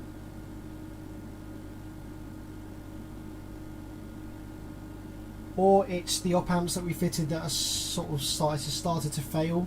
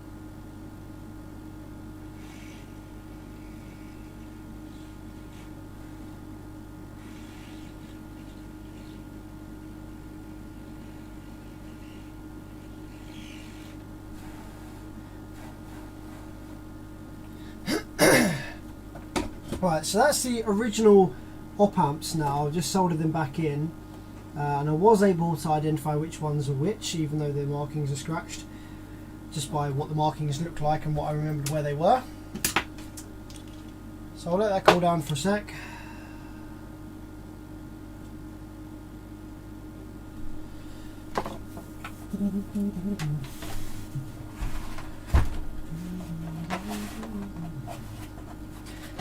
Frank says, there are two relays on the PCB. The two amps are not connected to each other until the relays are engaged. That, my friend, is incorrect, because if that were the case, then we wouldn't have any continuity from this low side drain to this low side drain on the other side of the board, but we do. The amps are paralleled after the inductor. You can see here. These two low side drains have continuity. So if they were paralleled after the relays, then we would have no continuity there with these two low side drains until the relays clicked on. But we do. You can actually see it on the trace there. Look, the trace there on the relays, on the inductors. The outputs of the inductors parallel on the same trace. So they are in parallel right at the inductors.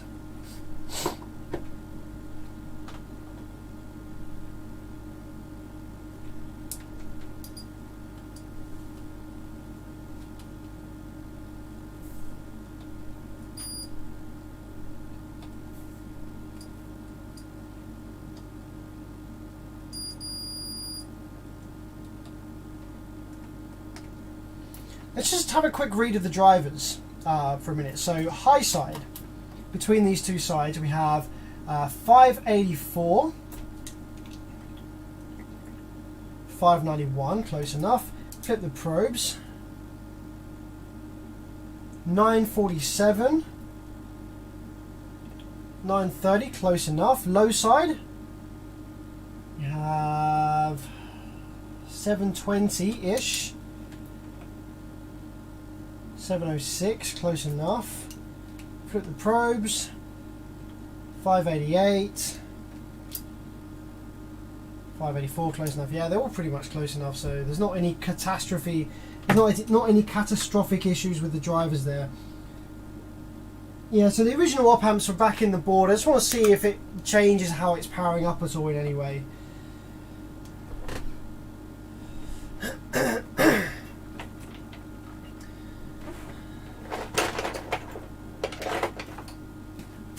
Going to use the other channel 2 of my scope just to probe the negative rail, just to kind of see it as it disappears with the current draw for these FETs.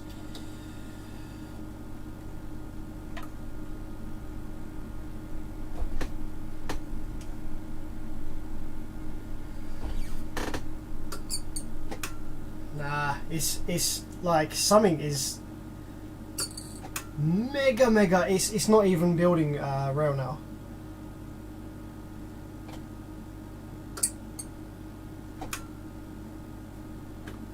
Drawing an absolute fuck ton of current as it's doing it. Right. Which side has drive and which side doesn't? I feel like one of these sides doesn't even have drive on it. That side's trying to drive.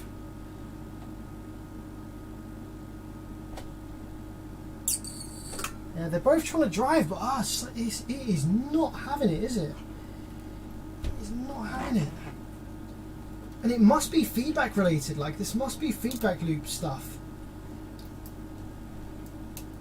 Because everything's fine up to the point where it tries to switch.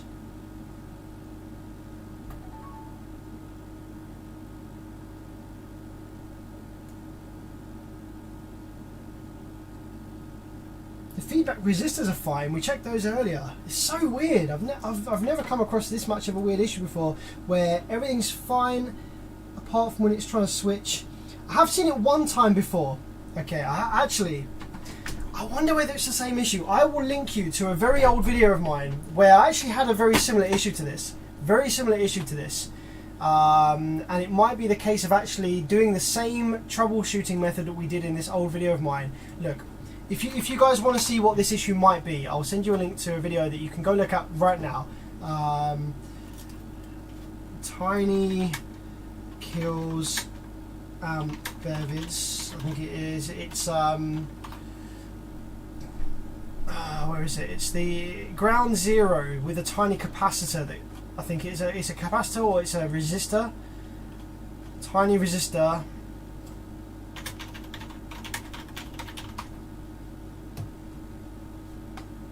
Here we go. This one.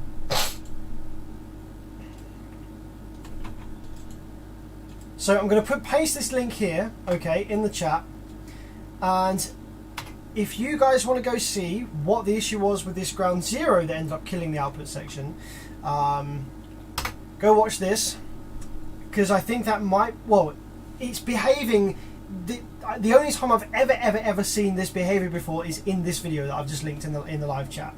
That's the only time I've ever seen this exact behavior before. So the way that I diagnosed that was I lifted the output inductor from the board to separate these two parallel halves from each other. And what I found was, I found that the dead time was different between these two sides of the board. So when they tried to switch together, one of them was feeding the other one for like half of the cycle.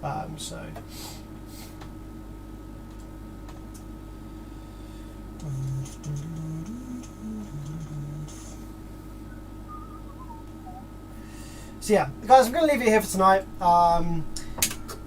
and we will revisit this. I'm going to strip the board down, and I'm going to try swapping the drive cards over with a known working one as well that I've got here, as that will tell us definitely whether the issue's on the drive card or not. And yeah, I think we'll go from there. But I think it might be a similar issue to the one that I've linked in the live chat. So go watch that if you're interested to see what this issue might actually be. But yeah, until next time, guys, thanks for jumping on the stream. Thanks so much to everyone that donated. Really kind of you. I never expect that, so really super kind of you guys for doing that. Really appreciate it. But yeah, I'll see you in the next one. Until then, take it easy, have fun.